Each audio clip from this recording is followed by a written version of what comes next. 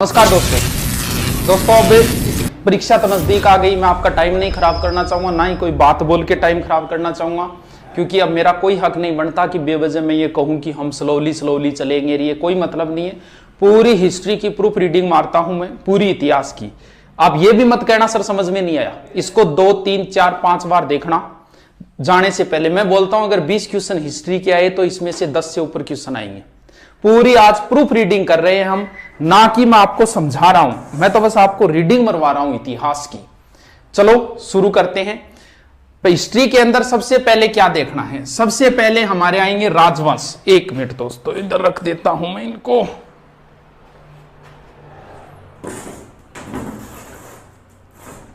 सबसे पहले हमें राजवंश देखने हैं। कौन कौन से राजवंश है? कछवा है, चौहान, गुहिल, सिसोदिया, राठौड़, बाटी, जाट।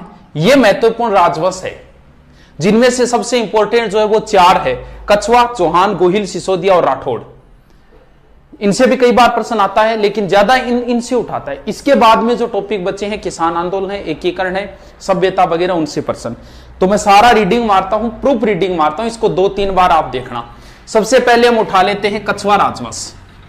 कछवा राजवंश के सारे शासक लिखता हूं एक साइड में, फिर देखते हैं। सबसे पहले है तेजकर्ण या दुल्हे राय, एक ही बात है। इसके बीच 2-3 शासक आते हैं, उनको बाद में देखें। फिर इंपॉर्टेंट शासक आता है भारमल।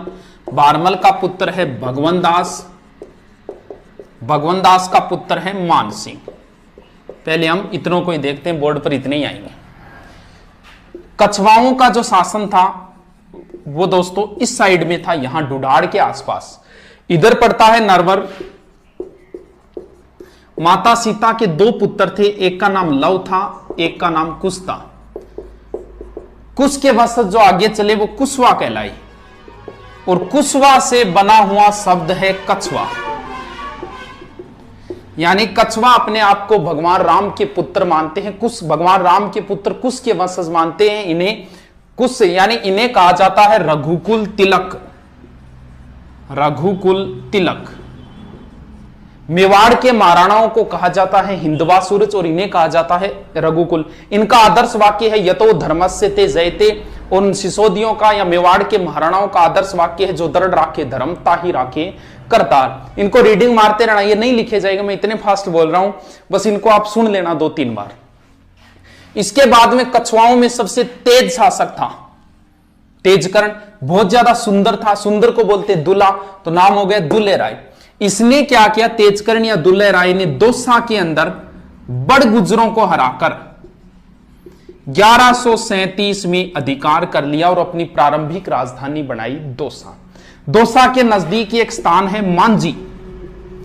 मांझी को जीत के इसका नाम कर दिया रामगढ़, और यहां एक माता का मंदिर बनवाया जिसका नाम है जमवाय माता।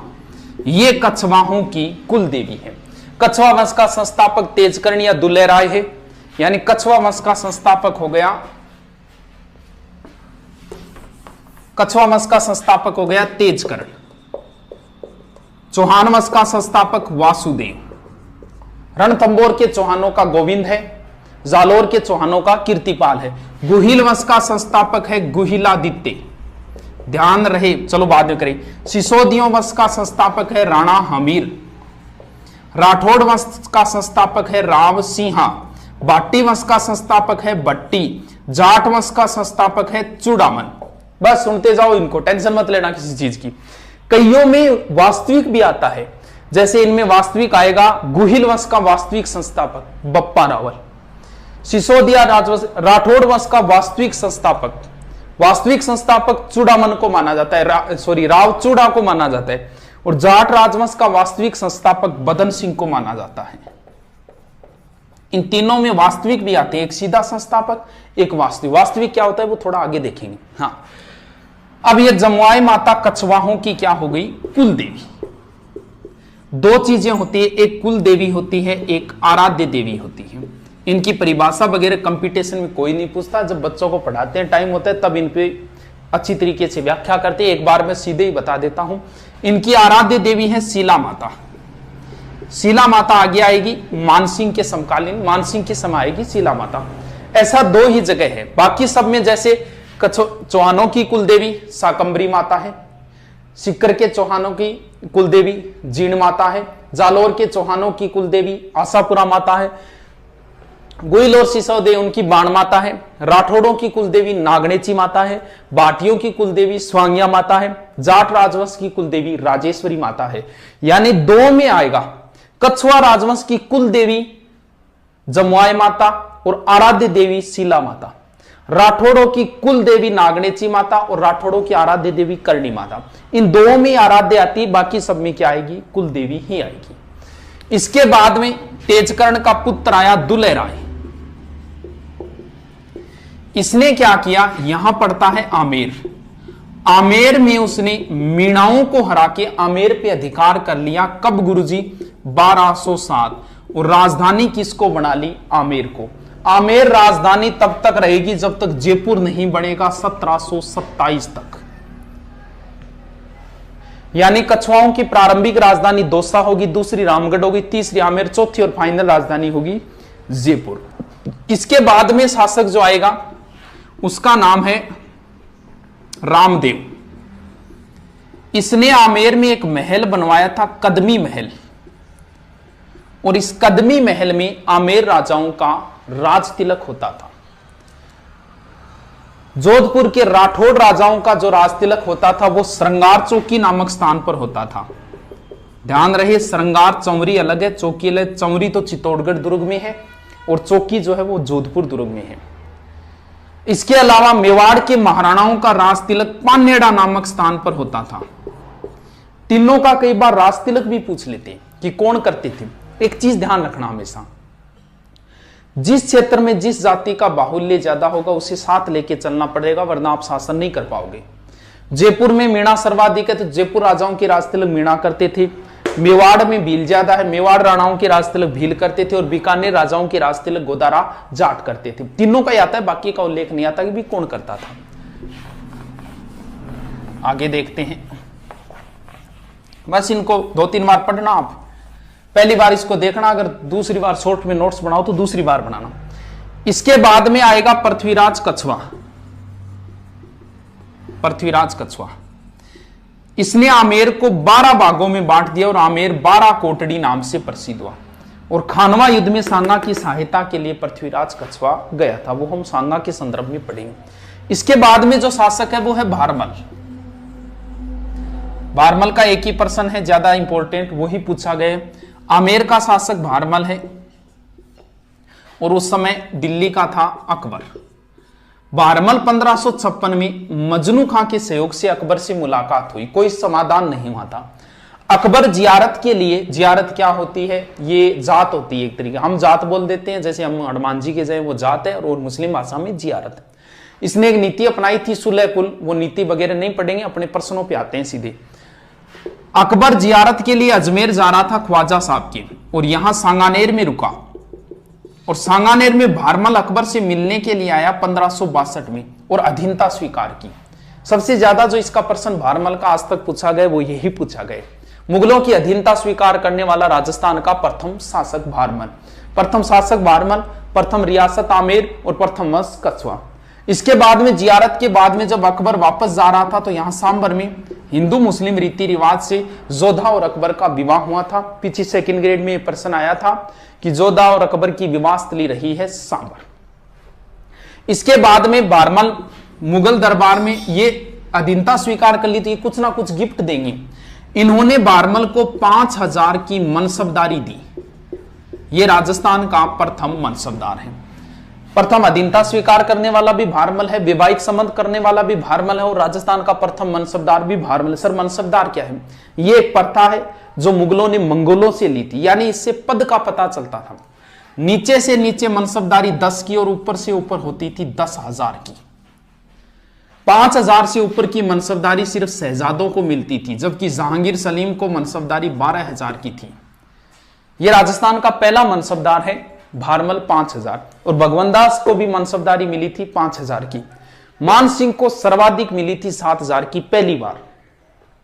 अकबर के दरबार में दो ही व्यक्तियों को 7,000 की मनसबदारी थी, एक मान सिंह को, एक मिर्जा अजीज कोका को। इसके बाद बारमल में एक कस्बा भी बसाया था दौसा के अंदर, लवाण कस्बा, और एक मस्जिद भी बनवाई थी जयपुर में, आमेर में जामा मस्जिद। जयपुर तो भी बना नहीं है, ठीक है। भगवान दास की विशेष बात नहीं, एग्जाम में कभी नहीं पूछी गई है। महाराणा प्रताप को समझाने के लिए तीसरे अभियान के रूप में गए थे और चित्तौड़गढ़ के तीसरे साके के समय अकबर के साथ थे भगवान दास जी। इसके बाद में भगवान दास जी की पुत्री थी जिनका नाम था मानबाई, इनका विवाह सलीम से हुआ जिनसे खुसरो का जन्म हुआ। इसके बाद में जो इंपॉर्टेंट शासक आता है वो है मान सिंह।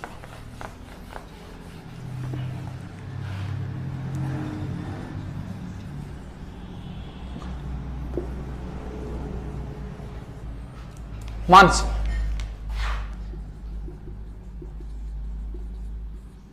ऊपर कौन है? अकबर।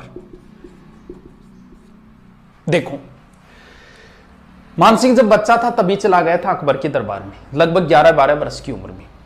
पहली बार मुलाकात हुई, वो पहली बार मान सिंह अकबर के साथ रणथंबोर अभियान पे गया था, सुरजनहाड़ा था, वहां उन्होंने चतुरता दिखाई। मान सिंह बचपन में चला गया था, बहुत लंबी सेवा की, लगभग 50 से 55 वर्ष। इतनी लंबी सेवा करने का मतलब पुत्र, अकबर इन्हें अपना पुत्र मानता था, फर्जंद मानता था। एग्जाम में फर्जंद ही पूछा जाएगा, पुत्र नहीं पूछा जाएगा। फर्जंद उपाधि किसकी थी, किसने दी? मान सिंह को। मान सिंह को छोटे मोटे अगर काउंट कर दे तो 67 युद्धों में भाग लिया था मान सिंह ने, और मान सिंह पुत्र के समान था। तो मुगल दरबार में, अकबर के दरबार में जो नवरत्न थे, उन नवरत्नों में भी मान सिंह का स्थान था। सर नवरत्न कौन कौन से थे? सीधा सूत्र याद रख लेना, बात में MDH। इसका जो प्रश्न आता है वो हमेशा ऐसे आता है, निम्न में से नवरत्नों में शामिल नहीं था। बात में MDH। बी का मतलब भगवान दास, अबुल फजल, तानसेन, बिरबल, अब्दुल रहीम खान काना, टोडरमल, मान सिंह, दो प्याजा और हकीम हुकाम। लास्ट कौन है? हकीम हुकाम। अब भगवान दास को नहीं माना जाता तो कुछ किताबें मानती है फेजी को, तो ध्यान रखना फेजी है वैसे। और हकीम हुकाम ऑप्शन नहीं हो तो होगा फकीर अजीबुद्दीन, ये थोड़ा सा ध्यान रख लेना। अब देखो, मान सिंह को काबुल का सूबेदार बनाया गया। कुंवर मान सिंह है, ध्यान रखिए, अभी तक राजा नहीं बना है, कुंवर मान सिंह है। काबुल का सूबेदार बनाया गया। काबुल से जब वापस आ रहे थे तो बीच में आता है लाहौर। लाहौर से मान सिंह राजस्थान में एक कला लेके आए थे जिन्हें बोलते हैं blue pottery. Black pottery Kota की है, कागजी पोट्री अलवर की है और ब्लू पोट्री है जयपुर की। और ब्लू पोट्री का प्रसिद्ध कलाकार है कृपाल सिंह शेखावत। फिर मान सिंह को सूबेदार बनाया गया था बिहार का, पटना का। बिहार के अंदर अभी कुंवर मान सिंह ये राजा नहीं बने, और जब बिहार में थे तब इनके पीछे से पिता की मृत्यु हो गई भगवान दास की। नियम ये होता है कि वारिस जहां कहीं भी हो, राजगद्दी खाली नहीं रहनी चाहिए, उनका राज तिलक कर दो। तो मान सिंह का पहली बार राज तिलक जो है वो पटना बिहार में हुआ था। इसके बाद में मान सिंह जी को 3 बार सूबेदार बनाया गया बंगाल का। बंगाल को मान सिंह जी ने 3 भागों में बांटा और बंगाल में मान सिंह जी के 3 पुत्र मारे गए। 3 बार सूबेदार, 3 पुत्र मारे गए, 3 भागों में बांटे। 3 भागों के नाम बताओ सर।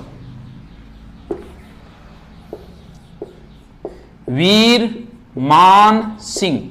वीर भूमि, मान भूमि, सिंह भूमि, ये 3 पार्टों के नाम है। 3 भागों में जो बांटे थे वो नाम है। 3 पुत्र मारे गए तो उनमें से एक ही पुत्र का नाम याद रखना है जिसका नाम है जगत सिंह। क्यों गुरुजी? जगत सिंह की याद में मान सिंह की पत्नी और जगत सिंह की मम्मी कनकावती ने जगत शिरोमणि मंदिर बनवाया था। बताते हैं ये जगत शिरोमणि मंदिर में भगवान कृष्ण की मूर्ति है, वह मूर्ति है जिसकी बचपन में मीरा पूजा करती थी। इसके बाद में बंगाल का क्लाइमेट सेट नहीं हुआ था मान सिंह के, तो बंगाल की देखरेख अजमेर रहकर की थी। इसके बाद में यहां जो शासक था एक केदार सिंह। बताते हैं केदार के पास शिला माता की मूर्ति थी। शिला बोलते हैं पत्थर को, वैसे पत्थर के ऊपर मूर्ति है तो शिला माता नाम है। अलग अलग कहानियां आती है शिला माता की, हम शॉर्ट में जो पर्सन है वो ध्यान रखते हैं, वो कहानियां तो फुर्सत के समय की होती है। शिला माता जो है, बताते हैं शिला माता की विशेषता थी, अगर शिला माता की पूजा करके कोई मैदान में आ जाए तो उसकी निश्चित जीत होगी। और मानसिंह जी ने बीच में विदन डाला और शिला माता की मूर्ति छीन ली। कुछ बताते हैं केदार को हराया, इसने अपनी पुत्री का विवाह किया मानसिंह से और शिला माता की मूर्ति दे दी थी। और शिला माता की मूर्ति मानसिंह जी ले आए आमेर में और यहाँ मंदिर बनवाया शिला माता। शिला माता की विशेषता यह है कि इनके 2.5 प्याला शराब चढ़ता है। वैसे जीन माता की भी 2.5 प्याला चढ़ता है। 2.5 साका जैसलमेर के है और 2.5 दिन का झोंपड़ा अजमेर के अंदर है। इसके बाद में अकबर के बाद में बादशाह बन गया जहांगीर। जहांगीर से विद्रोह किया था इसके पुत्र खुसरो ने। खुसरो मानसिंह का भांजा था और खुलकर पक्ष लिया था मानसिंह ने खुसरो का।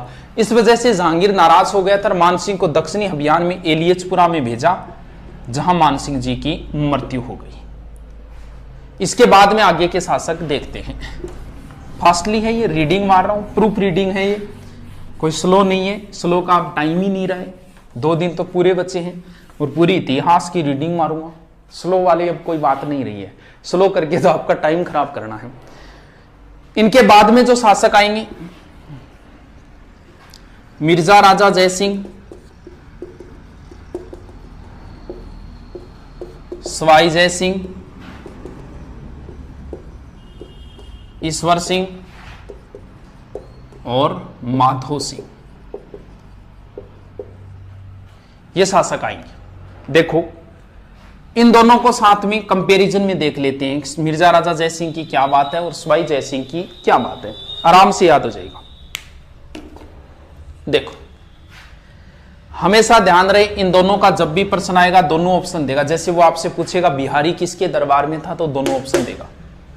अगर वो आपसे पूछा पुरंदर संधि किस किस के बीच, दोनों ऑप्शन देगा। वो हुरडा सम्मेलन की अध्यक्षता किसने की, दोनों ऑप्शन देगा आपको।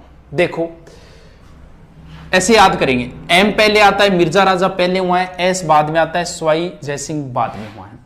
मिर्जा राजा जयसिंह, इसमें 3 शब्द है। इसने 3 मुगल बादशाहों की सेवा की, जहांगीर, शाहजहां और औरंगजेब। सहसे सवाई सहसे साथ, इसने 7 मुगल बादशाहों की सेवा की। अब जो प्रश्न ध्यान करना है वो देखो, सवाई जयसिंह का शासनकाल है 1621 से 67, यानी 46 साल शासन किया। 3 प्रश्न बनते हैं। मुगलों की सबसे लंबी सेवा करने वाला शासक तो है मानसिंह, 50 से 55 वर्ष, क्योंकि मानसिंह ने मुगलों की लंबी सेवा की, लेकिन राजा ज्यादा समय तक नहीं रहा। राजा रहा था 1589 से 1614, यानी कितने हो गए, लगभग 25 साल। यहां देखो 46 वर्ष।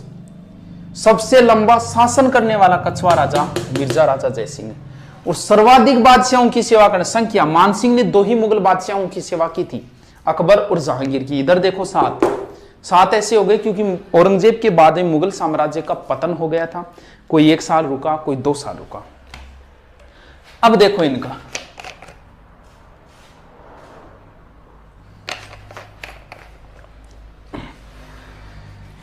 मिर्जा राजा जयसिंह, ये बीच वाला शाहजहां गंधार अभियान पे जाते समय मिर्जा राजा की उपाधि थी। मिर्जा राजा के बाद में सवाई जयसिंह हुआ और शाहजहां के बाद में औरंगजेब हुआ, तो इन्हें सवाई राजा की उपाधि किसने दी? और ऐसे प्रश्न ही ज्यादा आते हैं एग्जाम के अंदर। मिर्जा राजा की किसने दी, सवाई जयसिंह की किसने दी, मिर्जा राजा की शाहजहां ने दी और सवाई जयसिंह की किसने दी। कोई समस्या नहीं है इसमें, आराम से याद हो जाएगा। अब इसके बाद में इन्हें, सवाई जयसिंह को वैसे चाणक्य भी कहा जाता है और मिर्जा राजा को औरंगजेब ने बाबाजी की उपाधि भी दी थी। ये तो एग्जाम में कभी नहीं पूछे गए, थोड़ा सा रखो तो रख लेना। अब इनके काम देखते हैं। इनके 2 ही बातें हैं इंपॉर्टेंट, एक तो बिहारी जो सबसे ज्यादा बार पूछा जाता है और दूसरी है पुरंदर की संधि।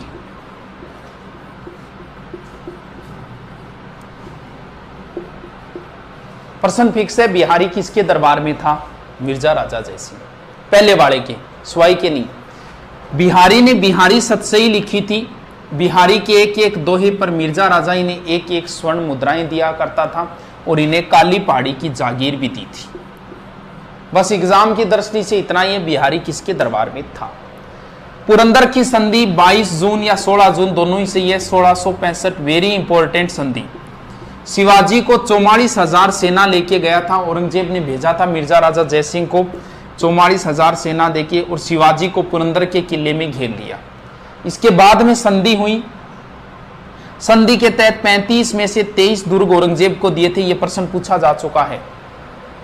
और मिर्जा राजा के कहने पर ही शिवाजी औरंगजेब से आगरा के किले में मिलने गए थे, जिन्हें औरंगजेब ने कैद कर लिया था। 1666 की बात है। शिवाजी अपने स्थान पे हिरोजी फरजंद हमशक्ल था, उनको सुलाकर वहां से फरार हो गए थे। तो ये संधि बहुत इंपॉर्टेंट संधि है। पुरंदर की संधि 22 जून 1600 पीछे पुलिस में आई थी, 1665 है, और 35 में से 23 दुर्ग दिए। सवाई जयसिंह की कई डेटें इंपॉर्टेंट है, 1708, 1727, 1734, 1740। 40 तो छोड़ो, ये 3 इंपॉर्टेंट है, कई बार पूछी गई है। 1708 में क्या है? 1708 में एक समझौता है देबारी। देबारी पड़ता है उदयपुर में। छोटी सी बात है, जल्दी से बता देता हूं। समझौता आपको नहीं पूछे, ज्यादा ज्यादा डेट ही है। यहां का शासक जयसिंह, मारवाड़ का था अजीत सिंह, और मेवाड़ का था अमर सिंह सेकंड। इनके बीच में हुआ था ये संधि। ये तीनों इनके पास गए थे अपनी भूमि वापस लेने के लिए। आजम और मुअज्जम के बीच में जो वो किस्सा था। अमर सिंह ने कहा कि मेरी पुत्री है चंद्रकमरी, उससे विवाह करना पड़ेगा सवाई जयसिंह तुझे, और इनके जो संतान होगी वो संतान हुई थी माधो सिंह, वो आमेर का राजा बनेगा। इसने संधि मान ली, लेकिन सवाई जयसिंह के पहले पुत्र का जन्म हो गया था ईश्वर सिंह का, और नियम यह होता है कि राजा का बड़ा पुत्र ही राजा बनेगा। इस वजह से, इस एक समझौते की वजह से आमेर के अंदर भावी, आमेर नहीं बाद में जयपुर हो जाए, जयपुर के अंदर भावी उत्तराधिकारी युद्ध प्रारंभ हो गया था। ईश्वर सिंह और माधो सिंह आपस में लड़ना शुरू हो गए थे, दोनों सौतेले भाई। इस वजह से थोड़ी सी इंपॉर्टेंट है देबारी समझौता। 1727 इज वेरी इंपॉर्टेंट डेट। 18 नवंबर 1727 जयपुर की स्थापना। जयपुर की नींव पंडित जगन्नाथ ने रखी, और जयपुर का वास्तुकार विद्याधर भट्टाचार्य था। अगर आपसे पूछ ले आधुनिक जयपुर का निर्माता कौन है, तो ध्यान रखना मिर्जा इस्माइल है। वैसे जयपुर का पूछे तो सवाई जयसिंह है। आधुनिक का मतलब जो जयपुर हमें अब मिला हुआ है। सवाई जयसिंह ने जो जयपुर बसाया था वो चारों ओर से बंद था, चौकड़ियों का शहर चारों ओर से बंद था, और मिर्जा इस्माइल ने चारों ओर वो दीवारें हैं वो तुड़वा के जयपुर का विस्तार कर दिया था। इस वजह से आधुनिक जयपुर का निर्माता मिर्जा इस्माइल है, और वैसे जयपुर का निर्माता हो गया Sawai Jaisingh. 1734 is very important date. क्या हुआ इसमें? देखो क्या हुआ। वही सवाई जयसिंह। मेवाड़ का उस समय था संग्राम सिंह, सेकंड संग्राम सिंह है। जयसिंह गया संग्राम सिंह के पास कि मैं मराठों से परेशान हो गया, ऐसा कोई उपाय करो कि मराठों से पीछा छूटे। संग्राम सिंह ने कहा कि एक सम्मेलन रखो, कहां? हुरडा में। कब? 17/7/1734 में। लेकिन संग्राम सिंह की पहले मृत्यु हो गई, बोले अध्यक्ष मैं ही रहूंगा। इसकी मृत्यु होने के कारण अगला शासक बना था जगत सिंह सेकंड, और इस हुरडा सम्मेलन की अध्यक्षता जगत सिंह सेकंड ने की। इसका आयोजन करता सवाई जयसिंह था। 17/7/1734 ये इतिहास का दूसरा दौर है जब पूरा राजपूताना एक हुआ है। इतिहास में पूरा राजपूताना 2 बार एक हुआ है, एक संग्राम सिंह के समय 1528 में खानवा युद्ध के समय, और दूसरी बार 1734 के अंदर। अब यहां गड़बड़, सारे शासक आए थे। यहां बीकानेर का जोरावर सिंह राठौड़ आया था, जोधपुर का अभय सिंह राठौड़ आया था, और यहां से सुरजन हाड़ा, दलेल सिंह हाड़ा आया था, या बूंदी से दुर्जन साल हाड़ा आया था, कोटा से यशवाई जय सिंह, कई शासक आए थे यहां। अब यहां गड़बड़, आपसी मनमुटाव ही हो गया था अध्यक्ष पद को लेके। ऐसे सेना ने ये योजना बनाई कि अब तो हम जा नहीं सकते, 7वां महीना वर्षा ऋतु है, क्योंकि वर्षा ऋतु नर्मदा और ताप्ती नदियों में पानी आ जाता है। नियम ये यहां तय हुआ था कि हम सीधा महाराष्ट्र चलेंगे और वहां युद्ध करेंगे। तो इन्होंने कहा कि वर्षा ऋतु के बाद में हम सब कोटा के रामपुरा गांव में इकट्ठा होंगे। लेकिन वहां ये मान लो फैल हो गया था, कोई नहीं आया था। लेकिन ये इतिहास का दूसरा दौर है जब पूरा राजपूताना एक हुआ है। तो आप ये इतना याद रखो, उर्डा भीलवाड़ा में पड़ता है, 1734 में हुआ था। ये भी पूछ लिया किन के विरुद्ध हुआ था, मराठों के विरुद्ध हुआ था हुर्डा सम्मेलन। और इसकी अध्यक्षता जगत सिंह सेकंड ने पहले संग्राम सिंह को बनाना तय हुआ था और सवाई जयसिंह इसका आयोजन करना। सवाई जयसिंह अंतिम हिंदू बादशाह था, अंतिम हिंदू सम्राट था जिसने अश्वमेध यज्ञ का आयोजन करवाया था पुंडरीक रत्नाकर की देखरेख में। सवाई जयसिंह ने नाहरगढ़ दुर्ग का भी निर्माण करवाया था। मराठों के आक्रमण से बचने के लिए इसे सुदर्शनगढ़ भी कहा जाता है, तो थोड़ा सा ध्यान रखना। इन दोनों के बीच में युद्ध में उत्तराधिकारी वो इंपॉर्टेंट नहीं है, वो फुर्सत के समय बताए जाते हैं। एक ही चीज इंपॉर्टेंट है, यहाँ ईश्वर सिंह ने ईसर लाट बनवाई थी। इसके 7 खंड है, 7 मंजिल नहीं है, ध्यान रखना। इसके 7 खंड है क्योंकि 7 राजाओं को हराया था एक साथ। इसकी विजय के उपलक्ष्य में ये जयपुर के त्रिपोलिया बाजार की दुकानों के पीछे बनी हुई है ईसर लाट। इसे सरगासुली भी बोलते हैं। सरगासुली का अर्थ होता है स्वर्ग को छूने वाली, यानी ये ऐसी लगती है जैसे भगवान से बात कर रही हो, तब इसे सरगासुली भी कहा जाता है। मराठा था, मराठा यहां तक पहुंच गया था। इसका सेनापति ने इसके साथ विश्वासघात किया और ईश्वर सिंह ने ईसर लाट से कूदकर आत्महत्या कर ली थी। आनन फानन में जल्दबाजी में ईश्वर सिंह का यही दाग संस्कार हुआ। दाग संस्कार की एक सेपरेट जगह होती है प्रत्येक की। जयपुर के सभी राजाओं का दाग संस्कार गेटोर में होता था। ईश्वर सिंह को छोड़कर बाकी सभी राजाओं की छतरियां गेटोर में है। कछवाओं की गेटोर में हो गई। मेवाड़ के महाराणाओं का दाग संस्कार आहड़ में होता था, जिसे महासतियों का टिल्ला बोलते हैं। राठौड़, जोधपुर के राठौड़ों का कागा की छतरियां हैं। बीकानेर वालों की देवकुंड की छतरियां हैं। और जैसलमेर के राजाओं की छतरियां हैं बड़ा बाग जैसलमेर के। इसके बाद में बाकी का तो उल्लेख नहीं आता। कोटा की है सारबाग की छतरियां। ये लिख लेना, मैं जल्दी जल्दी बोल रहा हूं। यानी हमने कितने पढ़ लिए, अब 2-3 एक और बचे हैं। कौन कौन से बचे हैं, कहां तक पूछे सवाई जी? ईश्वर सिंह, माधो सिंह, इसके बाद में है प्रताप सिंह, जगत सिंह, राम सिंह, माधो सिंह। ये माधो सिंह सेकंड है और लास्ट है मान सिंह। मान सिंह सेकंड है। Pratap Singh is very important. Pratap Singh की एक उपाधि है ब्रजनिधि। ध्यान रहे, ब्रजराज, ब्रज का राजा, ब्रज के राजा थे जाट। ये जाट शासक बदन सिंह की उपाधि है ब्रजराज, जबकि ब्रजनिधि उपाधि प्रताप सिंह जी की है। इनके समय तमाशा लोकनाट्य भी प्रारंभ हुआ था। इनकी सबसे अच्छी कृति वो ये है, ये क्या है सर? ये हवा महल है, 5 मंजिला है। नाम याद करो तो कर लेना, शरद रतन विचित्र हवा प्रकाश, शरद रतन विचित्र और प्रकाश और हवा, लास्ट है हवा मचिन। 953 खिड़कियां, 152 झरोके इसके अंदर। इसका शिल्पी था लालचंद। हवा महल की नींव नहीं है, गागरोन दुर्ग के भी नींव नहीं है, इसके भी नींव नहीं है। जैसलमेर दुर्ग में चुनने का प्रयोग नहीं हुआ है और चोमू का दुर्ग भूमिगत दुर्ग है। ये थोड़े से अटपटे से, थोड़ा ध्यान रख लेना। इनको 22 संख्या बहुत पसंद थी। 22 ही विद्वान थे, 22 ही कवि थे इनके दरबार में, जिन्हें बोलते हैं गंधर्व 22। ये थोड़ा ध्यान रखना। गंधर्व जैसे नवरत्न थे ना, वैसे ही गंधर्व 22 प्रताप सिंह के दरबार में थे। और इनके संगीत गुरु चांद खां थे। जगत सिंह को जयपुर का बदनाम राजा कहा जाता है। रसकपुर की वेश्या के कारण बताते हैं, ऐसा कोई किस्सा आता है इनका, फुर्सत में बताने वाले किस्से हैं। तो जगत सिंह को बदनाम राजा भी कहा जाता है जयपुर का। और जगत सिंह के समय एक छोटा सा युद्ध हुआ था, गिंगोली का युद्ध, 1807। गिंगोली पड़ता है परबतसर नागौर के अंदर। लंबी कहानी है, थोड़ा सा बस इतना ही याद रख लेना। मारवाड़ के मान सिंह और जगत सिंह के मध्य हुआ था। राम सिंह बहुत इंपॉर्टेंट है। Ram Singh second, school, college, घर, बांध, बाग, हॉल, सिनेमा हॉल और कलर, ये सब राम सिंह के। 2-3 बार बोलोगे ना, स्कूल, कॉलेज, घर, बांध, बाग, hall, home, cinema hall, colour सब राम सिंह ने करवाए थे। स्कूल कौन सी स्कूल? मेयो कॉलेज, नाम कॉलेज है, स्कूल ही है वो। स्कूल ऑफ आर्ट्स की स्थापना राम सिंह के समय हुई। महाराजा कॉलेज राम सिंह।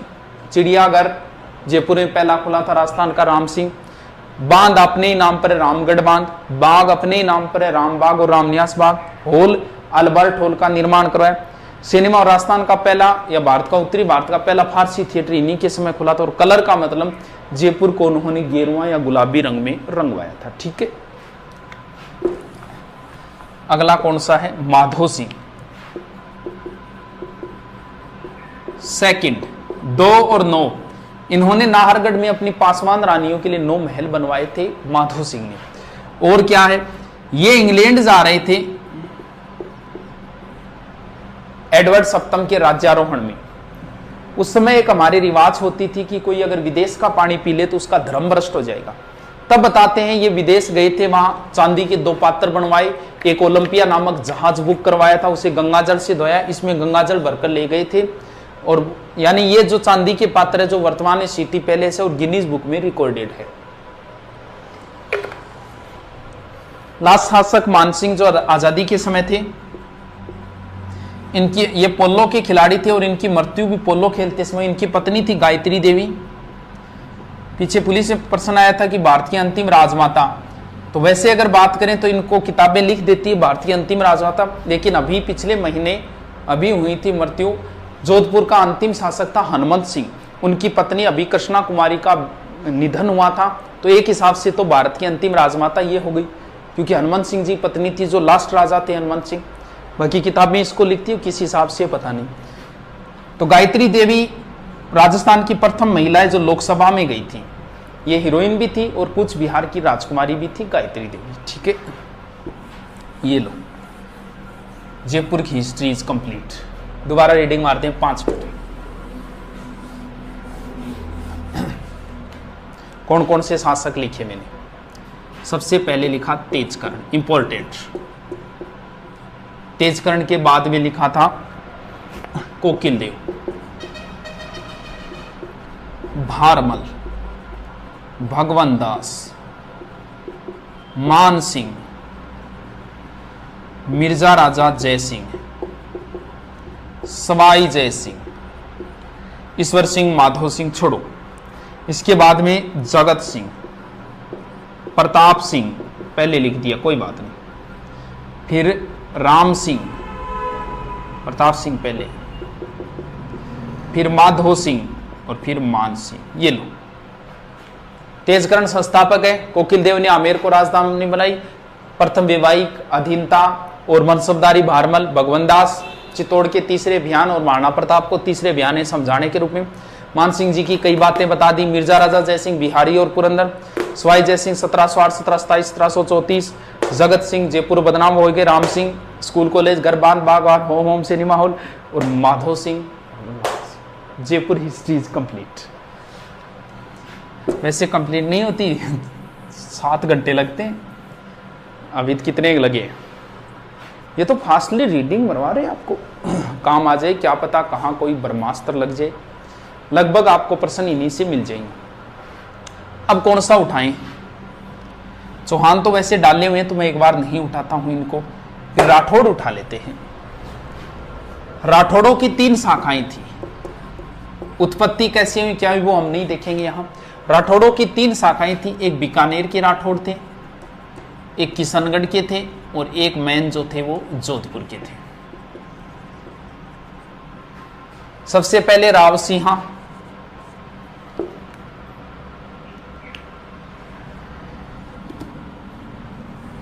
राव सिंहा, उसके बाद दूहड़,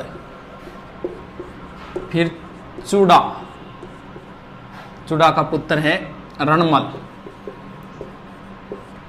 कान्हा भी है। रणमल के बाद में है जोधा, जोधा के बाद में है सातल देव। पहले तो इतनों का देखते हैं। अभी राव सिंहा कहां आए क्या आए इनका उल्लेख एक बार नहीं करेंगे। सीधे सीधे है राठौड़ वंश का संस्थापक राव सिंहा। दूहड़, दूहड़ कर्नाटक से एक माता की मूर्ति लाया था जिसे बोलते हैं चक्रेश्वरी माता, और दूसरा नाम है नागणेची माता। और वहां से लाके नागणेची माता की मूर्ति नगाना में लगाई। नगाना पड़ता है बाड़मेर। ध्यान रखना, एक नारायणी माता अलग है, नागणेची माता अलग है, नारायणी माता अलग है। नारायणी माता नाइयों की कुलदेवी है जिनका मंदिर बरवा डूंगरी पहाड़ी अलवर में है, और नागणेची माता राठौड़ों की कुलदेवी है जिनका मंदिर दूहड़ ने बनवाया था, यानी कर्नाटक से दूहड़ मूर्ति लेके आया था। तो दूहड़ की इतनी बात है। मंडोर जो है वो पहले गुर्जर प्रतिहारों के अधीन था, प्रतिहार शासक था इंदा, इसके अंडर में था, और तुर्कों ने अधिकार कर लिया। चूड़ा ने सहायता की, कैसे की, क्या की, वो लंबी कहानी है, लेकिन सीधा बता देता हूं। चूड़ा ने सहायता की प्रतिहार शासक इंद्रजीत की, और प्रतिहार शासक खुश होकर अपनी पुत्री का विवाह चूड़ा से किया, और मंडोर इन्हें दहेज में दे दिया, और राठौड़ों की प्रारंभिक राजधानी हो गई मंडोर। यानी राठौड़ों की प्रारंभिक राजधानी क्या थी? मंडोर थी। इसके बाद में रणमल, इनकी स्टोरी मेवाड़ में आती है। मेवाड़ में कुंभा ने भारमली के सहयोग से मरवा दिया था रणमल को। इसके बाद में जोधा है। अब देखो, राठौड़ वंश का संस्थापक राव सिंहा, राठौड़ वंश का वास्तविक संस्थापक चूड़ा, यानी राव चूड़ा। अब एक चीज और देखो, सामंत प्रथा मतलब नौकर चाकर रखना, यानी मारवाड़ में सामंत प्रथा की शुरुआत किसने की? चूड़ा ने, जबकि सामंत प्रथा का वास्तविक संस्थापक माना जाता है जोधा को। जबकि इतिहासकार ये कहते हैं जोधा ही मारवाड़ का पहला प्रतापी शासक है। तो इसके बाद में जोधा ने क्या किया? कुंभा के समकालीन है, आवड़ा बावड़ा की संधि हुई, वो कुंभा के समय देखेंगे। अब जोधा ने सोचा कि भी मंडोर तो सुरक्षित ने कोई बढ़िया दुर्ग बनाई। तो एक बाबा रहता था चिड़ियानाथ, जोधा यहां आया और बाबा जी से कहा कि आप ये स्थान छोड़ दो, कोई दूसरी जगह मैं आपको दे दूंगा और यहां मैं दुर्ग बनाऊंगा। लेकिन बाबा ने मना कर दिया। अब जिदबाद के अंदर बाबा बोला ठीक है तू दुर्ग तो बना ले, कोई बात नहीं, लेकिन जैसे ही नींव रखेगा यहां का पानी सूख जाएगा। तब जोधा की टेंशन शुरू हो गई। तब किसी ने राय दी कि आप इस दुर्ग की नींव करणी माता से रखवाओ। तो करणी माता का नाम उस समय बचपन का नाम रिधिबाई था। तो बाद में दुर्ग बना 1459, और करणी माता ने इस दुर्ग की नींव रखी थी। और यहाँ राजा राम वामी को, क्योंकि पहले एक परंपरा मानी जाती थी राजपूतों में कि अगर किसी जिंदा आदमी को अगर गाड़ दिया जाए तो उस वंश का राज उस पर हमेशा रहेगा। ऐसे नहीं है, जिंदा आदमी वो तैयार होना चाहिए। तब राजा राम वामी तैयार हुआ था, उसके परिवार को विशेष सुविधा दी गई, जमीनें दी गई। जोधपुर दुर्ग में सिर्फ और सिर्फ राजा राम भामी के परिवार की एंट्री थी, बाकी कोई एंट्री नहीं कर सकता था। तो ये इसी दुर्ग में पीछे वाली साइड में दो मंदिर बने हुए हैं, एक चामुंडा माता का मंदिर है, एक नागणेची माता का मंदिर है। और चामुंडा माता मंदिर में भगदड़ भी मची थी 2008 में, जिसकी जांच के लिए जसराज चोपड़ा आयोग बनाया गया था। इसके बाद में जो शासक है सातल देव, सातल देव की एक ही बात है, इनके समय अजमेर का था मल्लू खां, उसका सूबेदार था गुड़ला। यह गुड़ला पिंपाड़ से 140 कन्याओं को उठा के ले गया था। सातल देव इन्हें वापस छुड़वा के लाया था, और उसी दिन से एक नया नृत्य शुरू हो गया था, गुड़ला नृत्य। चेतकर्षण अष्टमी को प्रारंभ होता है ये गुड़ला नृत्य। गुड़ला नृत्य गुड़ला की पुत्री गिंदोली ने प्रारंभ किया था। तो सातल देव की और कोई बात नहीं है। आगे शासक है, मिटा देता हूं।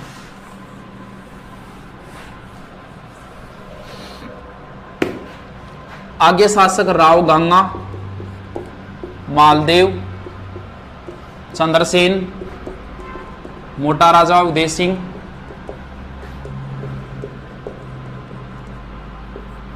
सूर सिंह, गज सिंह, जसवंत सिंह, अजीत सिंह। टेंशन नहीं मत आना, हम तो रोज बढ़ाते हैं, नॉर्मल बातें होंगी। आधी रात को पूछे तो ही बोल देते हैं ये। अब तो कोई ये बोल देना मोटा राजा के बाद शुरू करो, कर देंगे। हाँ, आप टेंशन मत आना, इनमें आपके लिए जरूरी नहीं है, मेन चीजें जरूरी है आपके लिए। राव गंगा ने गंगलाव तालाब बनवाया था, और खानवा युद्ध में सांगा की सहायता के लिए मालदेव को भेजा था 4000 सेना देकर। अब इंपॉर्टेंट शासक है मालदेव। मालदेव ने गंगा की हत्या कर दी थी, अपने पिता की हत्या करके सोजत आ गया था और मालदेव का राज्याभिषेक भी सोजत में हुआ था। तो मालदेव मारवाड़ का या राठौड़ों का पितृहंता कहलाता है। चौहानों का पितृहंता जगदेव है और सिसोदियों का पितृहंता उदा है, जिसने कुंभा की हत्या कर दी थी। मालदेव, मालदेव के उपनाम बहुत है।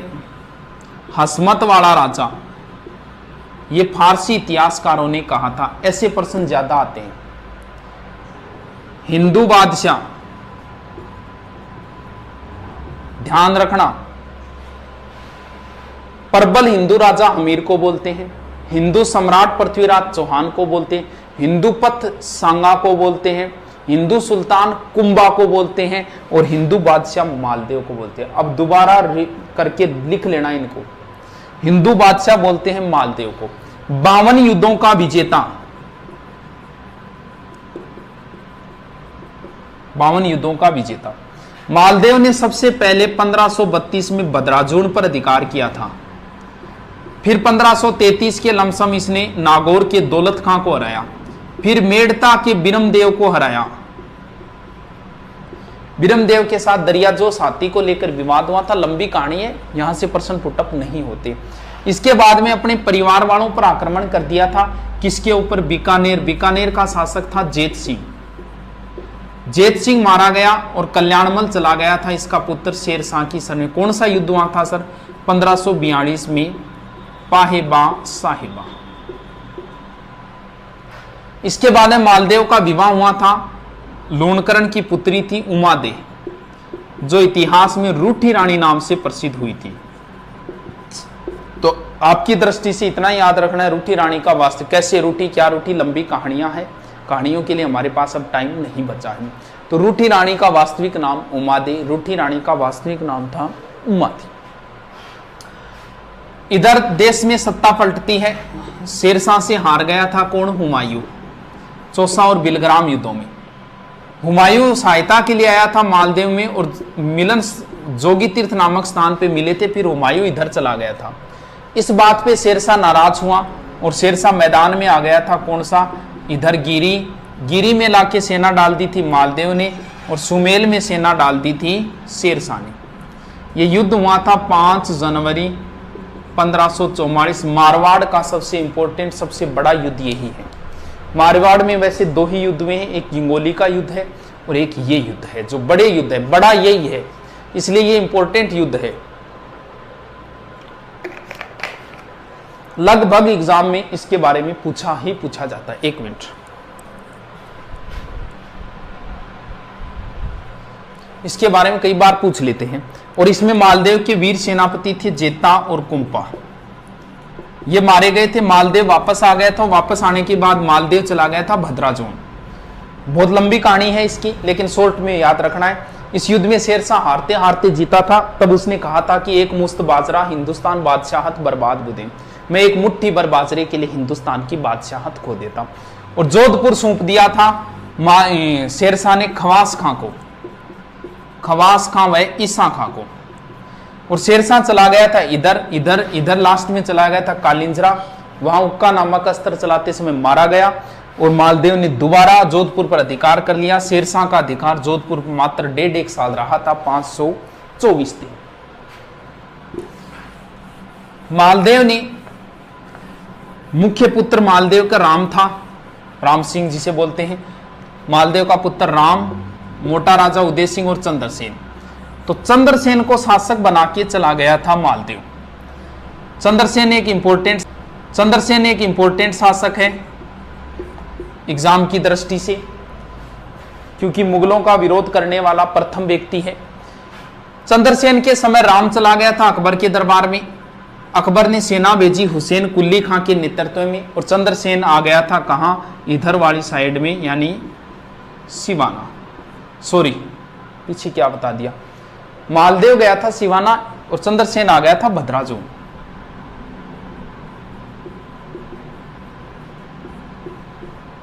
मालदेव गया था सिवाना, मारवाड़ राजाओं की संकटकालीन संस्थिति। तो चंद्रसेन आ गया था बदराजून। अब अकबर आया था जियारत के लिए और उसके बाद में अकबर ने एक दरबार लगाया था, नागौर दरबार, नवंबर 1570। इंपॉर्टेंट है, बहुत बार आया है नागौर दरबार कब लगा था। अब इस दरबार में बीकानेर से कल्याणमल आया था, जेत सिंह का पुत्र। जैसलमेर से हर्राय भाटी आया था और वो इधर से सुरजनहाड़ा आया था, कोटा से, बूंदी से सुरजनहाड़ा। और मारवाड़ से राम उदय सिंह और फिर चला गया था चंद्रसेन। ये ध्यान रखना कौन कौन आए थे, आजकल ऐसे प्रश्न ज्यादा आते हैं। बीकानेर से कल्याणमल, जैसलमेर से हर्राय भाटी और मारवाड़ से ये। चंद्रसेन के साथ अच्छा व्यवहार नहीं हुआ, चंद्रसेन यहां से भागकर वापस चले गए थे भद्राचों। बीकानेर का था राय सिंह। 1572 से 74 तक अकबर ने जोधपुर का प्रशासन राय सिंह को सौंपा था। अब चंद्रसेन के उपनाम है पहला, क्योंकि नागौर दरबार 1570 है, महाराणा प्रताप का राज्याभिषेक 72 में हुआ, तो इससे पहले ही चंद्रसेन ने विरोध कर दिया था, इसलिए इन्हें प्रताप का अग्रगामी कहा जाता है। रेऊ नामक इतिहासकार ने कहा है कि ये मारवाड़ के प्रताप हैं। उसने तुलना की है प्रताप की चंद्रसेन की। तुलना यह की है कि प्रताप को भी भाइयों का विरोध सहना पड़ा था और इधर चंद्रसेन को भी भाइयों से लड़ाई करनी पड़ी थी। महाराणा प्रताप के भी जंगलों में भटके थे, खाने पीने की व्यवस्था नहीं हुई थी। वैसी ही हालत बताते हैं चंद्रसेन की हुई थी। चंद्रसेन को जैसलमेर पोखरण दुर्ग हर्राय बाटी को 12,500 रुपये में किराए दिया था, 1 लाख फदिया के, और अपने गहने वगैरह भी चंद्रसेन को बेचने पड़े थे। इसके बाद में चंद्रसेन सिवाना आए। फिर यहां एक स्थान है संचियाप। संचियाप में चंद्रसेन की मृत्यु है। चंद्रसेन की छतरी भी यहीं पड़ती है, सारण की पहाड़ी पाली में। इसके बाद में शासक बना है मोटा राजा उदय सिंह। मोटा राजा की उपाधि अकबर ने दी थी, क्योंकि अकबर के समकालीन है। बात इतनी सी है, मोटा राजा का एक पुत्र था किशन सिंह, जिसने 1609 में किशनगढ़ बसा दिया, राठौड़ों की एक नई रियासत। मोटा राजा उदय सिंह मारवाड़ के प्रथम शासक है, जिसने मुगलों की अधीनता स्वीकार की और वैवाहिक संबंध किए। इन्होंने अपनी पुत्री का विवाह किया जगत गुसाई या जोधाबाई का, और उनका जो पुत्र हुआ था, इतिहास है आगे, उसका नाम था खुर्रम या शाहजहां। आगे देखते हैं फिर सूरसिंह, गद सिंह। सूरसिंह की कोई बात नहीं, इसे सवाई राजा की उपाधि है। गद सिंह को दल थम्मन की उपाधि जहांगीर ने दी थी। दल पंगुल उपाधि पृथ्वीराज चौहान की है, और दल थम्मन जो उपाधि है वो है गद सिंह की।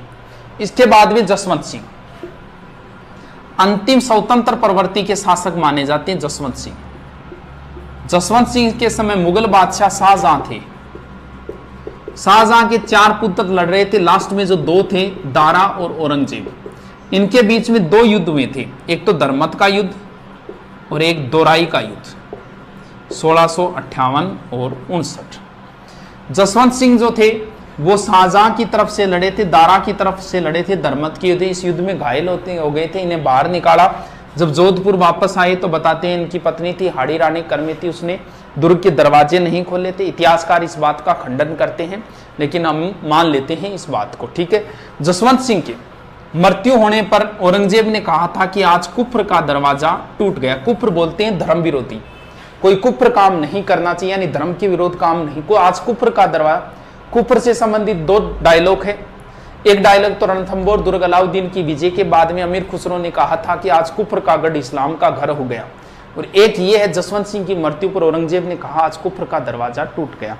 जसवंत सिंह के दरबार में 2 व्यक्ति थे, मुहणोत नैनसी, बहुत इंपॉर्टेंट है, और एक थे दुर्गादास राठौड़। दुर्गादास राठौड़। मुहणोत नैनसी ने नैनसीरी खयात लिखी और मारवाड़ रे परगनारी विगत लिखी। मारवाड़ रे परगनारी विगत को मारवाड़ का गजेटियर बोलते हैं। मारवाड़। मुहणोत नैनसीरी ख्यात को विश्वसनीय ख्यात मानी जाती है। ये ख्यात लिखने का काम चारण और भाटों का था। ये एकमात्र ऐसी ख्यात है जो चारणों ने नहीं लिखी। मुहणोत नैनसीरी जो ख्यात है, उस ख्यात में कहीं भी है शब्द का प्रयोग नहीं है। नैनसी ने इस ख्यात में राजपूतों की 36 शाखाओं का वर्णन किया है, जबकि नैनसी ने गुर्जर प्रतिहारों की 26 शाखाओं का वर्णन किया है। इसमें प्रत्येक गांव की जनसंख्या का भी वर्णन है, इसलिए नैन्सी को राजस्थान जनगणना का अग्रज माना जाता है। दुर्गादास राठौड़ ये आस्करण के पुत्र थे और इनके दरबार में थे। बाद में अजीत सिंह के संरक्षक बने थे। अजीत सिंह को नूरगढ़ के महल से गोराधाय के सहयोग से बचा के लाए थे। गोराधाय को मारवाड़ की पन्नाधाय कहा जाता है और दुर्गादास को अणबिंद्या मोती कहते हैं और चंद्रसेन को भूला बिसरा राजा कहते हैं। The forgotten king of Marwar तो चंद्रसेन। भूला बिसरा यानी इतिहासकार भूल गए। इतिहासकारों ने चंद्रसेन को महत्व नहीं दिया। जो महत्व महाराणा प्रताप को दिया वो चंद्रसेन को नहीं दिया, भूल गई। और इन्हें बोलते हैं अणबिंद्या मोती, यानी इतिहासकारों ने इसे इतिहास में कभी पिरोया ही नहीं। दुर्गादास को मारवाड़ का उद्धारक कहा जाता है, मेवाड़ का उद्धारक भामाशाह को कहा जाता है और राणा हमीर को भी कहा जाता है।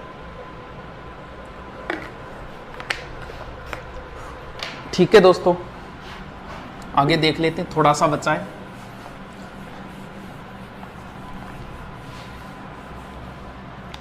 अभय सिंह, विजय सिंह, मान सिंह,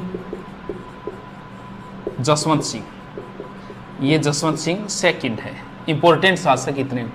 अभय सिंह के समय एक ही घटना हुई थी, खेजड़ली की घटना 1730 में, जिसके बारे में एक वीडियो मैंने बता रखा है। विजय सिंह की पासवान रानी थी गुलाब राय। वीर विनोद के लेखक श्यामल दास ने इन्हें मारवाड़ की नूरजहां कहा है। मान सिंह एक सन्यासी राजा थे। इन्हें सन्यासी राजा कहा जाता है क्योंकि ये नाथ संप्रदाय को मानते थे। अंग्रेजों की इनके साथ कम बनती थी क्योंकि अंग्रेजों ने नाथों को परेशान किया, तो ये दुखी हो गए थे इस बात से। तो मान सिंह के समय वो गिंगोली का युद्ध है वो इन्हीं के समय हुआ था और बाद में इन्होंने EIC से संधि कर ली। इनकी इंपॉर्टेंट चीज ये है कि मान सिंह जी ने जोधपुर में महामंदिर बनवाया जो नाथ संप्रदाय का प्रधान केंद्र है। जसवंत सिंह जी के समय स्वामी दयानंद सरस्वती जी जोधपुर आए थे। दयानंद सरस्वती जी का जिक्र बाद में करेंगे, कैसे क्या घटना हुई। यहाँ नन्ही जान वेश्या ने बताते इनको जहर दे दिया था और इनसे इसके कारण इनकी तबीयत खराब हुई और अजमेर में इनका निर्माण हुआ था। तो ये माना जाता है, कई बार पूछ लेते हैं स्वामी दयानंद सरस्वती जी का निर्माण या मृत्यु कहाँ हुई, तो ध्यान रहे जोधपुर में जहर दिया था, जबकि इनकी मृत्यु अजमेर में हुई थी क्योंकि राजस्थान में आर्य समाज का प्रमुख केंद्र अजमेर था। ये थे जोधपुर मारवाड़। कितना याद हुआ मुझे नहीं पता, लेकिन दोबारा पढ़ना, तीसरी बार पढ़ना, चौथी बार पढ़ना। एक बार फिर प्रूफ रीडिंग मारते हैं। सबसे पहले थे बोलो राव सिंह, इसके बाद में दूहड़, इसके बाद में चूड़ा, राव चूड़ा, इसके बाद में रणमल, इसके बाद में जोधा, इसके बाद में सातलदेव, फिर गंगा, फिर मालदेव, फिर चंद्रसेन और चंद्रसेन के बाद में हो गए मोटा राजा उदय सिंह, फिर सूर सिंह, फिर गज सिंह, इसके बाद में गज सिंह के बाद है जसवंत सिंह, इसके बाद में अजीत सिंह, फिर अभय सिंह, मान सिंह वगैरह। राठौड़ राजवंश का संस्थापक, नागणेची माता की मूर्ति राठौड़ों की कुलदेवी। राव चूड़ा मारवाड़ में नौकरशाही की शुरुआत की इन्होंने और राठौड़ वंश के वास्तविक संस्थापक चूड़ा। रणमल जोधपुर में इनकी मृत्यु कुंभा के समय बारमली के सहयोग से इनकी मृत्यु हुई। जोधा ने जोधपुर बसाया, मंडोर से राजधानी जोधपुर और राठौड़ों का पहला शक्तिशाली शासक जोधा। सातलदेव के समय गुड़ला की घटना, राव गांगा ने अपने पुत्र को भेजा मालदेव को। चंद्रसेन के समय अकबर का विरोध करने वाले पहले व्यक्ति है भूला बिसरा राजा है। मारवाड़ का प्रताप है, प्रताप का अग्रगामी है, मारवाड़ का पहला शासक जिसने छापामार युद्ध पद्धति अपनाई। और चंद्रसेन नागौर दरबार में गए, वहां से भागकर भद्राजून आ गए थे, फिर सिवाना गए, फिर सोजत गए, फिर संचियाप गए, कई स्थानों पे घूमे थे, राज्य से बाहर भी गए थे, डूंगरपुर बांसवाड़ा साइड में गए थे, सिरोही साइड में भी गए थे और प्रताप से भी मिले थे। इसके बाद में है उदय सिंह, मुगलों की अधीनता स्वीकार करने वाले, वैवाहिक संबंध स्थापित करने वाले पहले। देखो सारों का देखते हैं। भाटियों का पहला शासक जिसने मुगलों की अधीनता स्वीकार की, हर राय भाटी जो नागौर दरबार में आए थे। बीकानेर के पहले शासक जिसने मुगलों की अधीनता स्वीकार की, कल्याणमल जो नागौर दरबार में आए थे। मेवाड़ का पहला शासक जिसने मुगलों की अधीनता स्वीकार की, महाराणा प्रताप के पुत्र अमर सिंह 1615 के अंदर। इसके बाद में फिर कौन बचे, यहां आगे हो गया पूरा। अब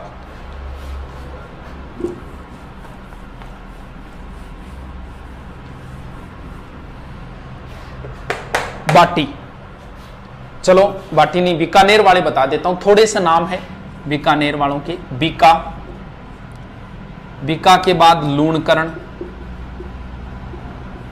लूणकरण के बाद में जेत सिंह, जेत सिंह के बाद में कल्याणमल, कल्याणमल के बाद में राय सिंह, राय सिंह के बाद में है करण सिंह,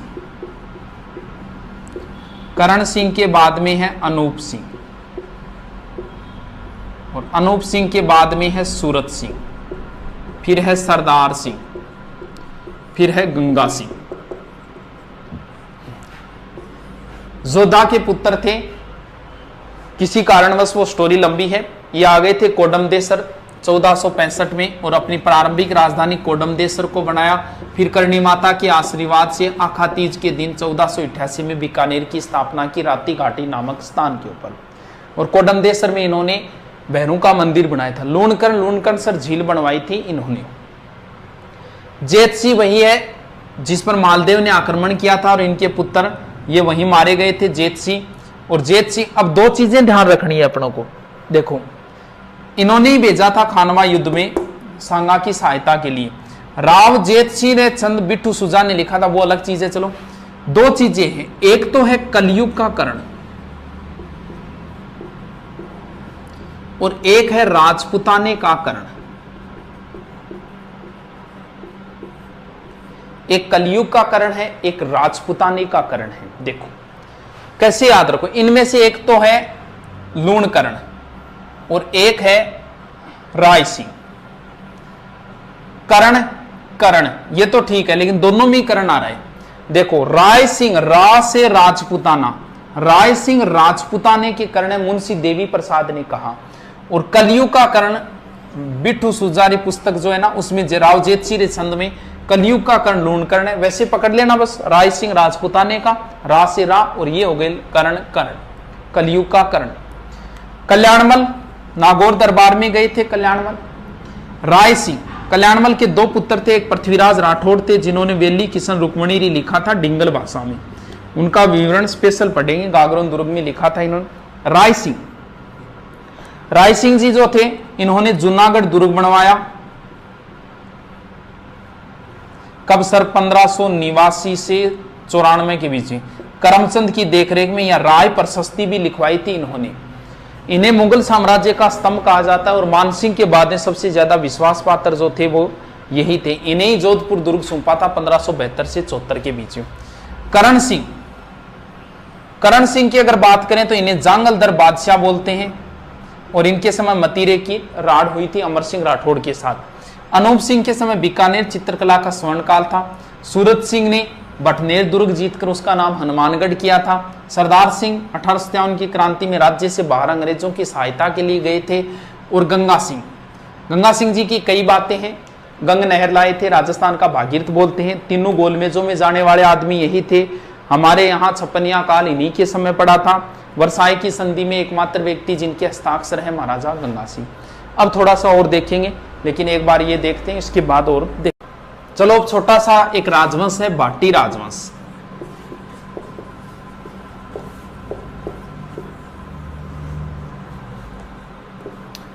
भाटी राजवंश प्रारंभ में बताते पंजाब साइड में थे, इसके बाद में इधर वाली साइड में आ गए। और भाटी राजवंश का जो संस्थापक था वो भट्टी था, बताते हैं लगभग 285 ईस्वी के लमसम। और इनका जो प्रसिद्ध दुर्ग है वो है बटनेर दुर्ग। ये भूपत भाटी ने बनवाया था लगभग 288 ईस्वी। राजस्थान का सबसे प्राचीन दुर्ग माना जाता है ये बटनेर दुर्ग, सबसे पुराना दुर्ग माना जाता है। विदेशी आक्रमणकारी इस साइड से आएगा तो सबसे पहले यही सीध में आएगा। ये मानते हैं कि सर्वाधिक विदेशी आक्रमण झेलने वाला जो दुर्ग है वो भटनेर दुर्ग है। यहां पर तैमूर लंग ने आक्रमण किया था। उसने अपनी पुस्तक तुजु के तेमरू में लिखा है कि इतना मजबूत दुर्ग मैंने हिंदुस्तान में कहीं नहीं देखा। ये एकमात्र ऐसा दुर्ग है भटनेर दुर्ग जिसमें हिंदू प्लस मुस्लिम महिलाओं ने साथ में जोहर किया था, और यहां शेर खां की कब्र भी है। यह भाटियों की प्रारंभिक राजधानी मानी जाती। इसके बाद में है आक्रमण हुआ था यहां, और भाटी इस साइड में आ गए थे, कहां, तनोट में, और अपनी राजधानी दूसरी राजधानी मंगलराव के समय भाटियों ने दूसरी राजधानी तनोट को बना लिया था। और तनोट किसके लिए प्रसिद्ध है? तनोट माता के लिए प्रसिद्ध है। ये कहानी सारे जानते हो, युद्ध के समय माता के यहाँ बम डाले गए, वो छूटे नहीं थे बम, इस हिसाब की कहानी है। तो बस इतना ध्यान रखना, तनोट माता एक तो सैनिकों की कुल देवी है और एक इसे रुमाल वाली देवी बोलते हैं। तनोट के बाद में भाटी आ गए थे लोदरवा, और भाटियों ने अपनी तीसरी राजधानी जो बनाई थी वो लोदरवा को बनाई थी। लोदरवा किसके लिए प्रसिद्ध है? लोदरवा की राजकुमारी थी मुम्मल, और जिसका प्रेम संबंध बताया जाता है अमरकोट के महेंद्र के साथ। अमरकोट में बाबूजी का ससुराल था, वहां सोडा राजपूत थे, आज भी वहां सोडा राजपूतों का राज चलता है। तो अपने पाकिस्तान में चला गया वर्तमान में वो स्थान। तो महेंद्र के साथ प्रेम संबंध की वो लंबी चौड़ी कहानी है, लेकिन उससे प्रश्न पुटअप नहीं होते, वो कहानी है जो बताने के लिए बस क्लास में। लोदरवा के बाद में भाटियों ने चौथी राजधानी और अंतिम राजधानी बनाई जैसलमेर, और जैसलमेर में सबसे कब बसा? 1155। दो चीजें थोड़ी सी ध्यान रखना,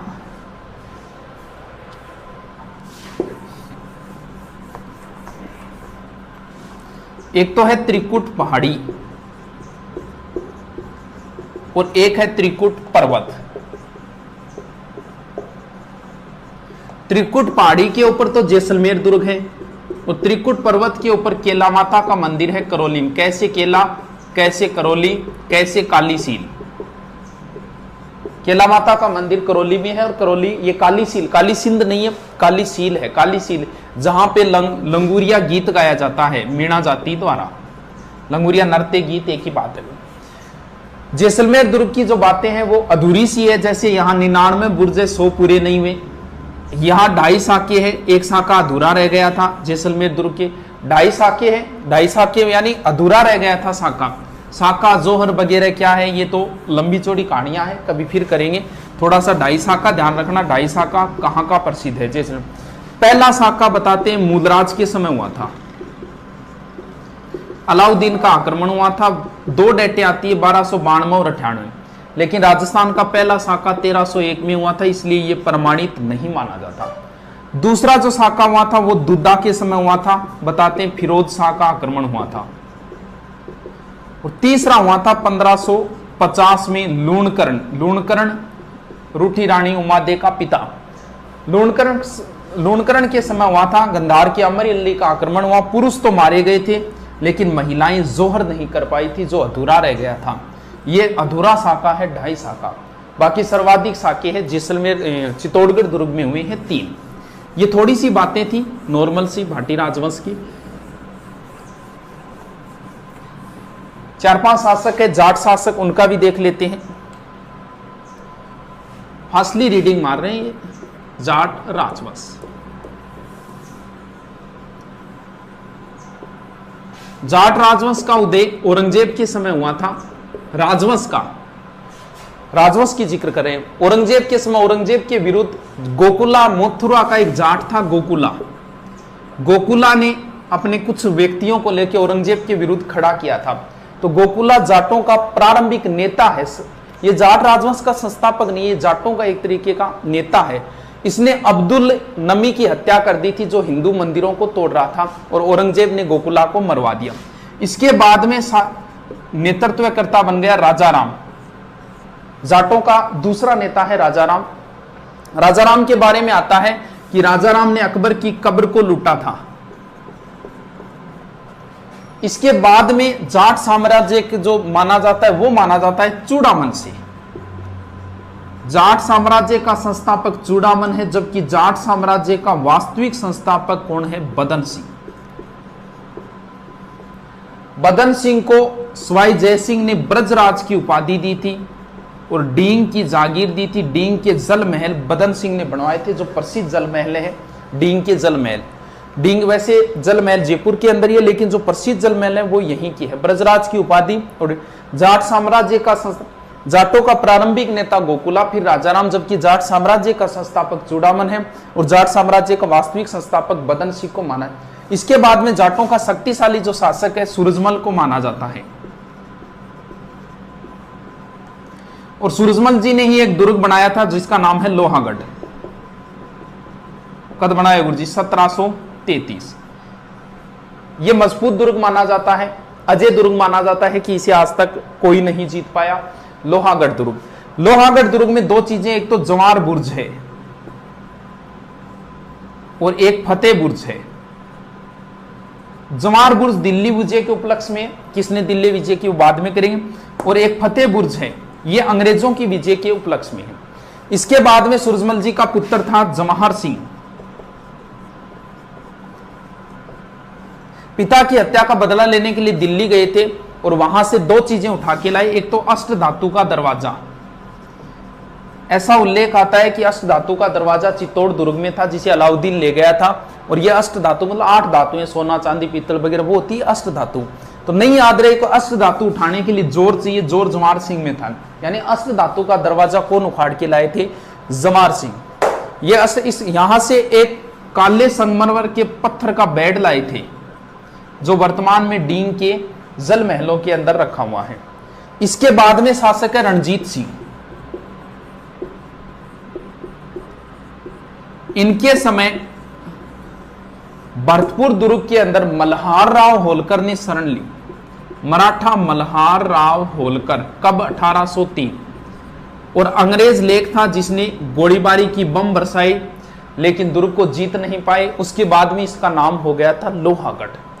यानी अंग्रेजों को मात देने वाले राजस्थान के एक ही व्यक्ति है रणजीत सिंह। तो ये थोड़ी सी बातें नॉर्मल थी। गोकुला नाम याद रखना है, राजाराम है, उसके बाद में चूड़ामन है जाट साम्राज्य, फिर बदन सिंह वास्तविक संस्थापक है, फिर सूरजमल जी जिन्होंने लोहागढ़ दुर्ग बनवाया था। इसमें 2-3 चीजें हैं। इसके बाद में जवाहर सिंह जी जो अष्टधातु दरवाजा, और रणजीत सिंह जी ने अंग्रेजों को मात दी थी।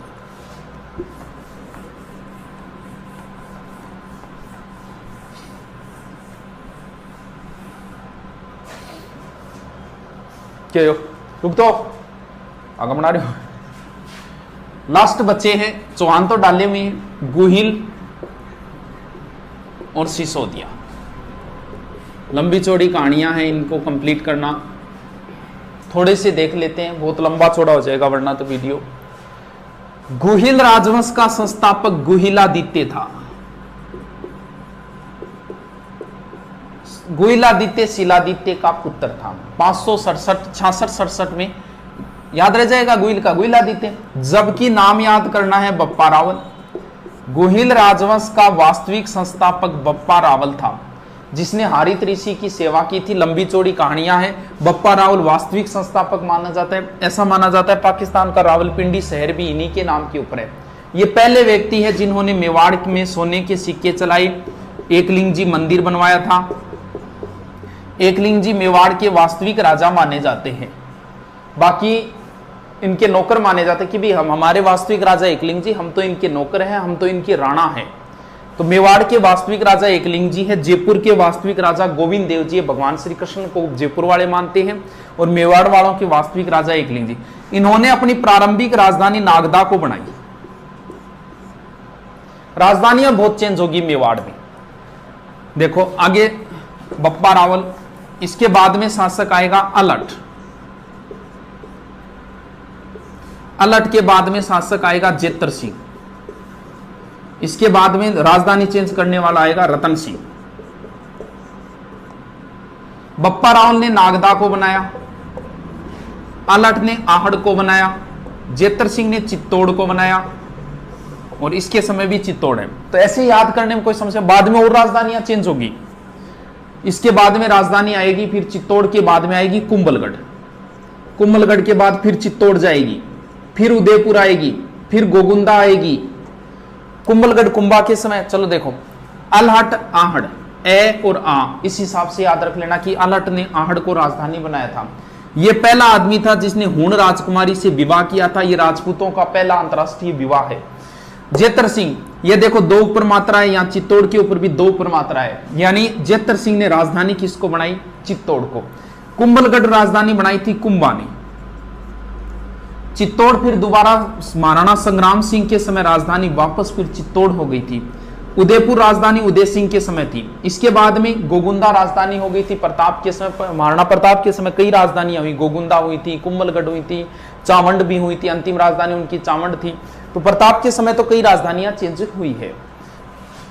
रतन गोहिल का गोहिलादित्य, वास्तविक बप्पा रावल, अलट ने आड़ को राजधानी बनाया। जेतर सिंह इल्तुतमिश के साथ बुताला का युद्ध हुआ, चित्तौड़ को राजधानी। रतन सिंह के बारे में सारे जानते हो, पद्मनी वाली कहानी है वो रतन सिंह के समय चित्तौड़ का पहला साका हुआ था। चित्तौड़ में 3 साके में थे, पहला, दूसरा और तीसरा। पहला हुआ है 1303 में, दोनों साके 1500 में हुए, कंटिन्यू हुए, एक विक्रमादित्य के समय, एक दोनों भाइयों के समय।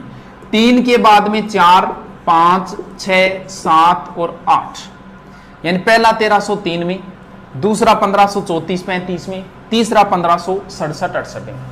पहला के समय शासक रतन सिंह था, आक्रमण अलाउद्दीन खिलजी का हुआ। दूसरे के समय शासक विक्रमादित्य था, अलाउद्दीन गुजरात के आक्रमण गुजरात के बहादुर शाह का हुआ था। तीसरे के समय शासक उदय सिंह था और आक्रमण अकबर का हुआ था। 3 में गोहिल राजवंश का अंतिम शासक था रतन सिंह। इसके बाद में आ जाती है राणा शाखा। राणा शाखाओं के शासक है हमीर, हमीर का बेटा खेता, खेता का पुत्र लाखा, लाखा का पुत्र मोक्कल, मोक्कल का पुत्र कुंभा, कुंभा का पुत्र था रायमल, रायमल का पुत्र संग्राम सिंह, संग्राम सिंह के बाद में शासक बना है संग्राम सिंह का पुत्र विक्रमादित्य, विक्रमादित्य के बाद में बना है उदय सिंह, उदय सिंह के बाद में महाराणा प्रताप, और महाराणा प्रताप के बाद में अमर सिंह, इसके बाद में करण सिंह, इसके बाद में जगत सिंह, इसके बाद में राज सिंह। इतनों की जरूरत तो नहीं है याद करने, कंटिन्यू भी कोई जरूरी नहीं है याद करने की। देखो प्रसिद्ध जो है ना, जैसे महाराणा प्रताप, महाराणा प्रताप के दादाजी का नाम हो गया संग्राम सिंह। ये दोनों भाई है, दोनों पुत्र है संग्राम सिंह के। संग्राम सिंह के दादाजी हो गए कुंभा, कुंभा के दादाजी हो गए लाखा, और लाखा के दादाजी हो गए राणा हमीर। मैन यही है, बीच में तो ज्यादा डिटेल नहीं है इनका, मैन ये शासक ही है इनकी।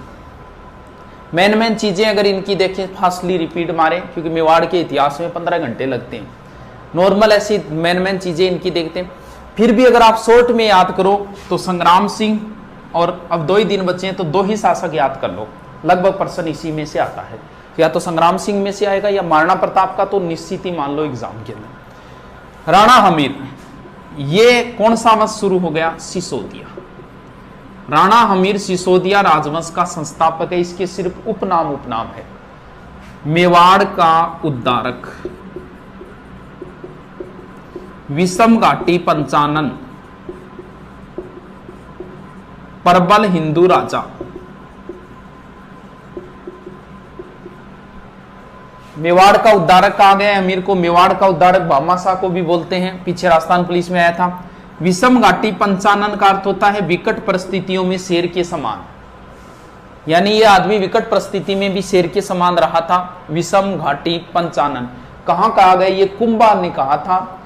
कुंभा ने लिखी है, टीका लिखी है जयदेव के गीत गोविंद पर रसिक प्रिया, सॉरी विषम घाटी पंचानन कीर्ति स्तंभ में, जबकि कुंभा ने कहा है वीर राजा। कुंभा ने अमीर को वीर राजा कहा है, विषम घाटी पंचानन कीर्ति स्तंभ में, और प्रबल हिंदू राजा कहा है टोड ने। खेता की कोई बात नहीं है। आगे लाखा है। लाखा का पूरा नाम है लक्ष सिंह। मेवाड़ में शॉर्ट में नाम लिया जाता है, जैसे कुंभकर्ण नाम है, संग्राम सिंह को सांगा बोलते हैं, प्रताप सिंह को प्रताप बोलते हैं। वैसे ही लक्ष्य सिंह है, लक्ष्य सिंह का मतलब लकी सिंह। सारे किस्मत वाले जो बातें हैं वो सारी लाखा के समय हुई थी। जैसे जावर में चांदी की खान, किस्मत की बात है। पिछोला झील बनवा गया कोई ऑटोमेटिक अपने आप ही, लाखा जी का पैसा ही नहीं लगा, एक बंजारा बनवा गया, किस्मत वाली बात है। फिर इनका विवाह हुआ था हंसाबाई से, रावचूड़ा की पुत्री थी हंसाबाई, ये भी किस्मत वाली बात है, क्योंकि विवाह होना किसके साथ था? कुंवर चूड़ा के साथ। बाद में इन्होंने प्रतिज्ञा ले ली और ये मेवाड़ के भीष्म पितामह कहलाए थे। इसके बाद में मोकल की बातें नहीं है, मोकल की हत्या कर दी थी चाचा और मेरा ने। फिर कुंभा की बहुत सारी बातें हैं। कुंभा का भी एग्जाम में, लगभग एग्जाम में प्रश्न आएगा और आपके भी आता है। कुंभा, संग्राम सिंह और प्रताप सिंह।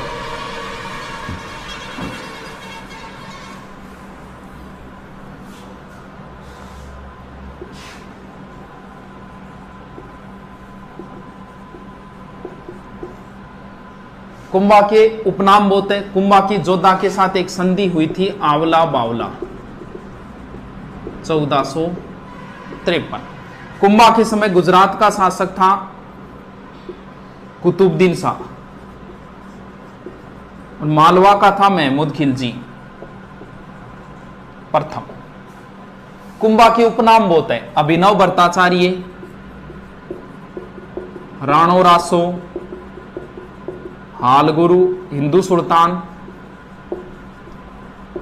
हालगुरु, दानगुरु, चापगुरु, छापगुरु, राजगुरु, ये उपनाम है।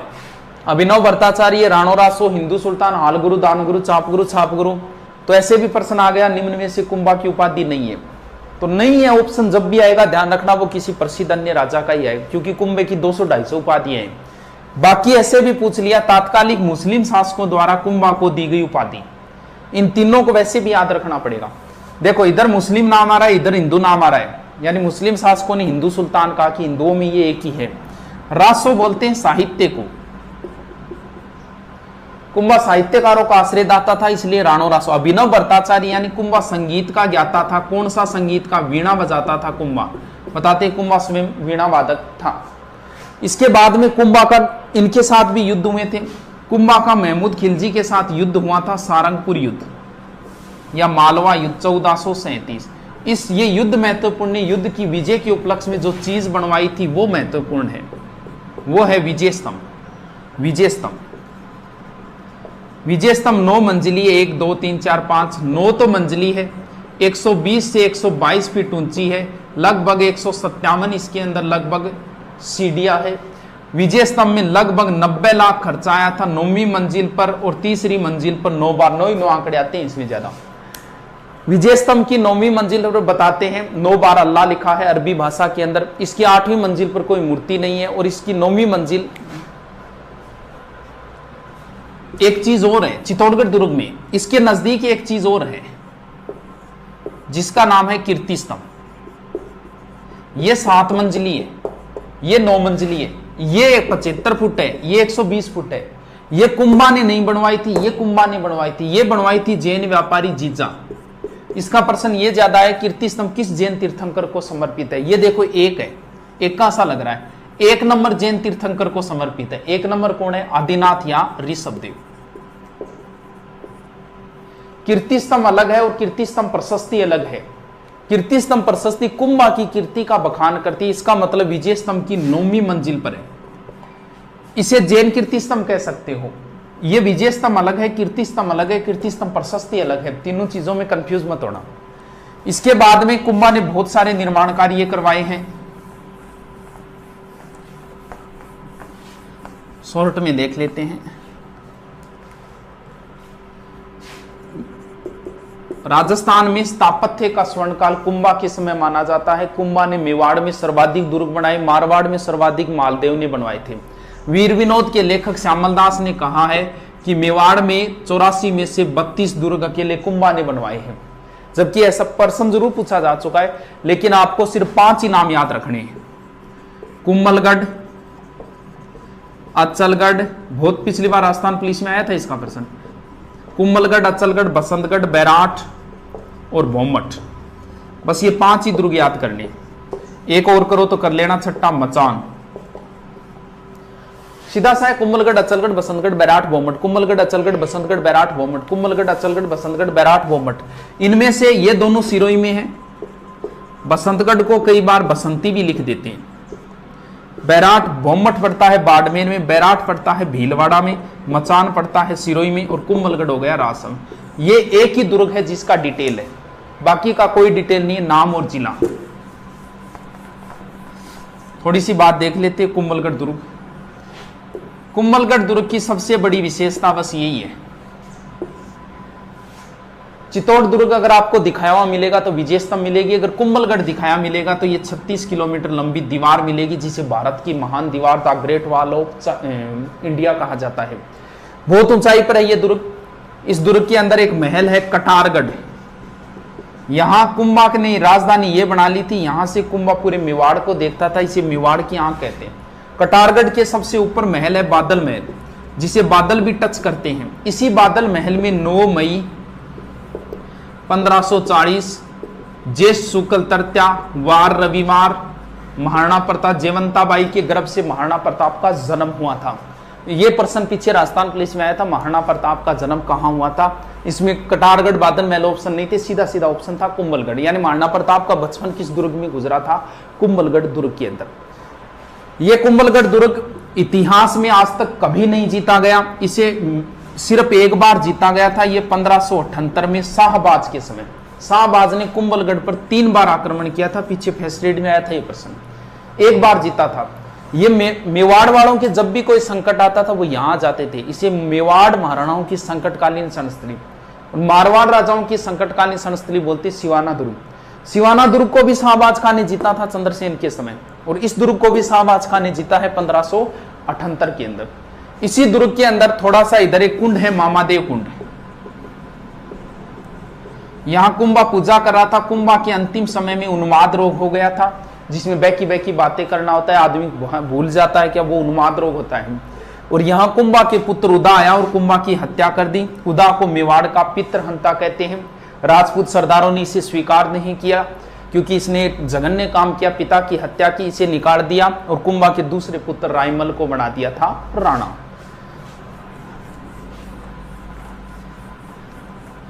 अब कुंभा के 1-2 मंदिर भी है, श्रृंगार चौरी, मीरा मंदिर, रणकपुर के जैन मंदिर और कुशाल माता मंदिर।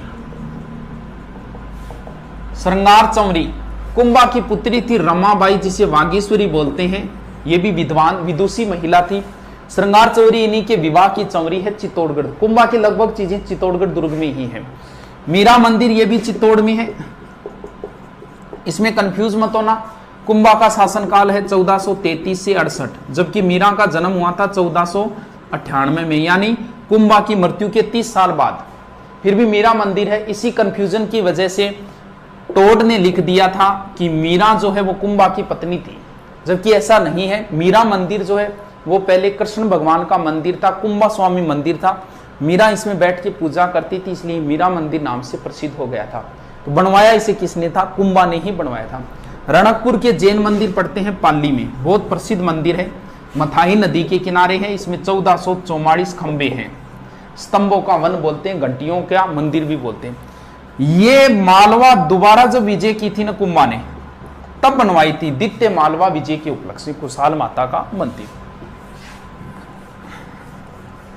इसके बाद कुंभा का साहित्य है, संगीत राज, संगीत मीमांसा, संगीत सुधा, कामराज, रतिसार, ये 5-7 ग्रंथ है जो आप देख लेना, रट लेना। कुंभा के बाद रायमल की बात नहीं है, फिर संग्राम सिंह की है। संग्राम सिंह का वीडियो मैंने डाल रखा है और संग्राम सिंह का दोबारा फिर से एक पूरे विवरण के साथ वीडियो बनाएंगे। संग्राम सिंह के बाद में है विक्रमादित्य, संग्राम सिंह का पुत्र। विक्रमादित्य के समय की एक ही बात है, बता देते हैं शॉर्ट में।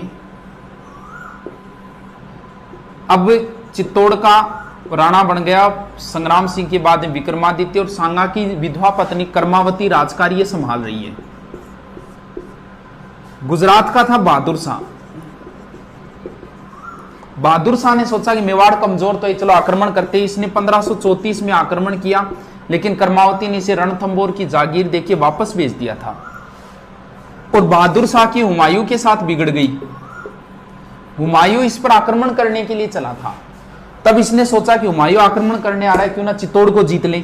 इसने रूमी खां के नेतृत्व में दोबारा चित्तौड़ की घेराबंदी कर दी। तो बताते हैं कर्मावती ने हुमायूं को सहायता के लिए अपील की थी। हुमायूं वहां से चल भी पड़ा था, क्योंकि दोनों काम ही करने, बहादुर शाह पे आक्रमण तो करना ही है। वो सहारनपुर ने पहुंचा। इधर से बहादुर शाह ने इसके पास खत भेज दिया था, बोल देख मैं जिहाद करने के लिए जा रहा हूं, तू बीच में मत आ, अपनी लड़ाई बाद में, हम बाद में लड़ेंगे। यानी इस युद्ध को चुपके से जिहाद घोषित करके हुमायूं को सहारनपुर के लमसम रोक दिया था। फरिश्ता के अनुसार ये ग्वालियर में रुका था, जो भी है। अब यहां नेतृत्व संभाला बाघ सिंह ने।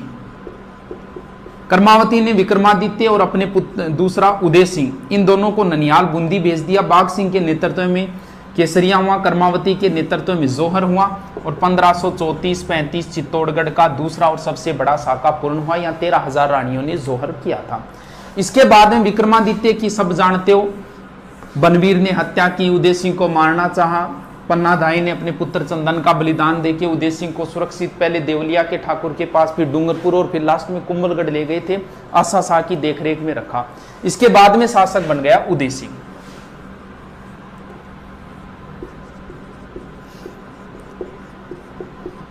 1559 में उदय सिंह के पुत्र अमर सिंह का जन्म हुआ और 1559 में उन्होंने एक झील का निर्माण करवाया, उदय सागर झील, और यहीं पे एक नया शहर बसाया, उदयपुर।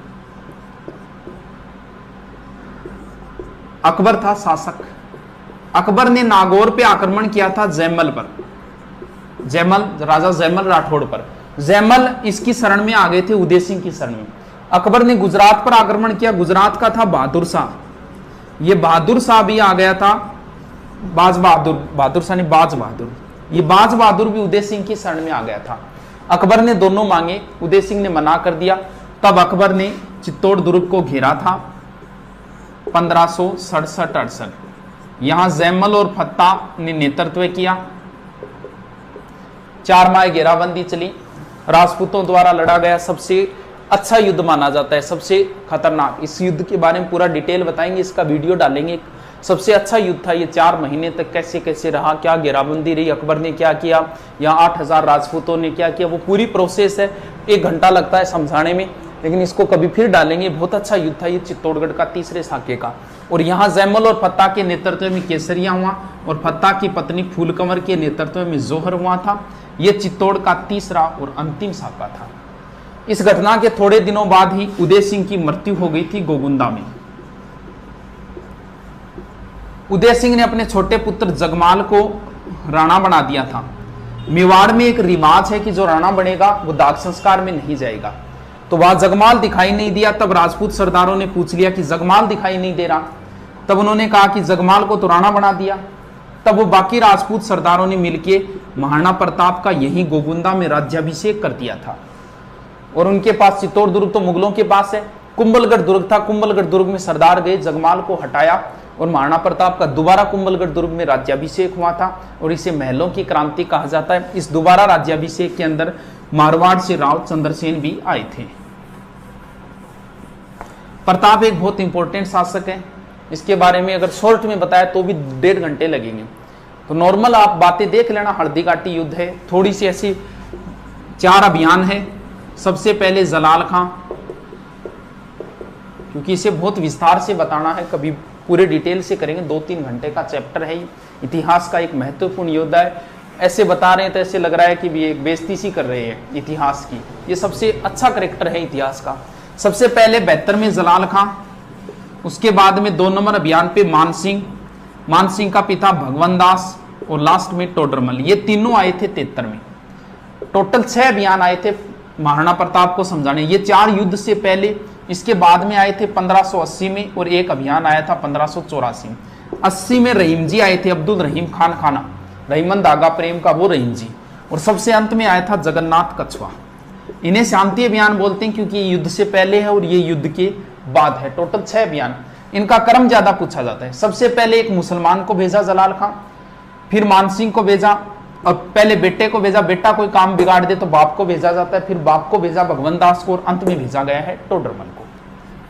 सूत्र भी बना रखा है कईयों ने, तो कोई जरूरत भी नहीं है सूत्र की।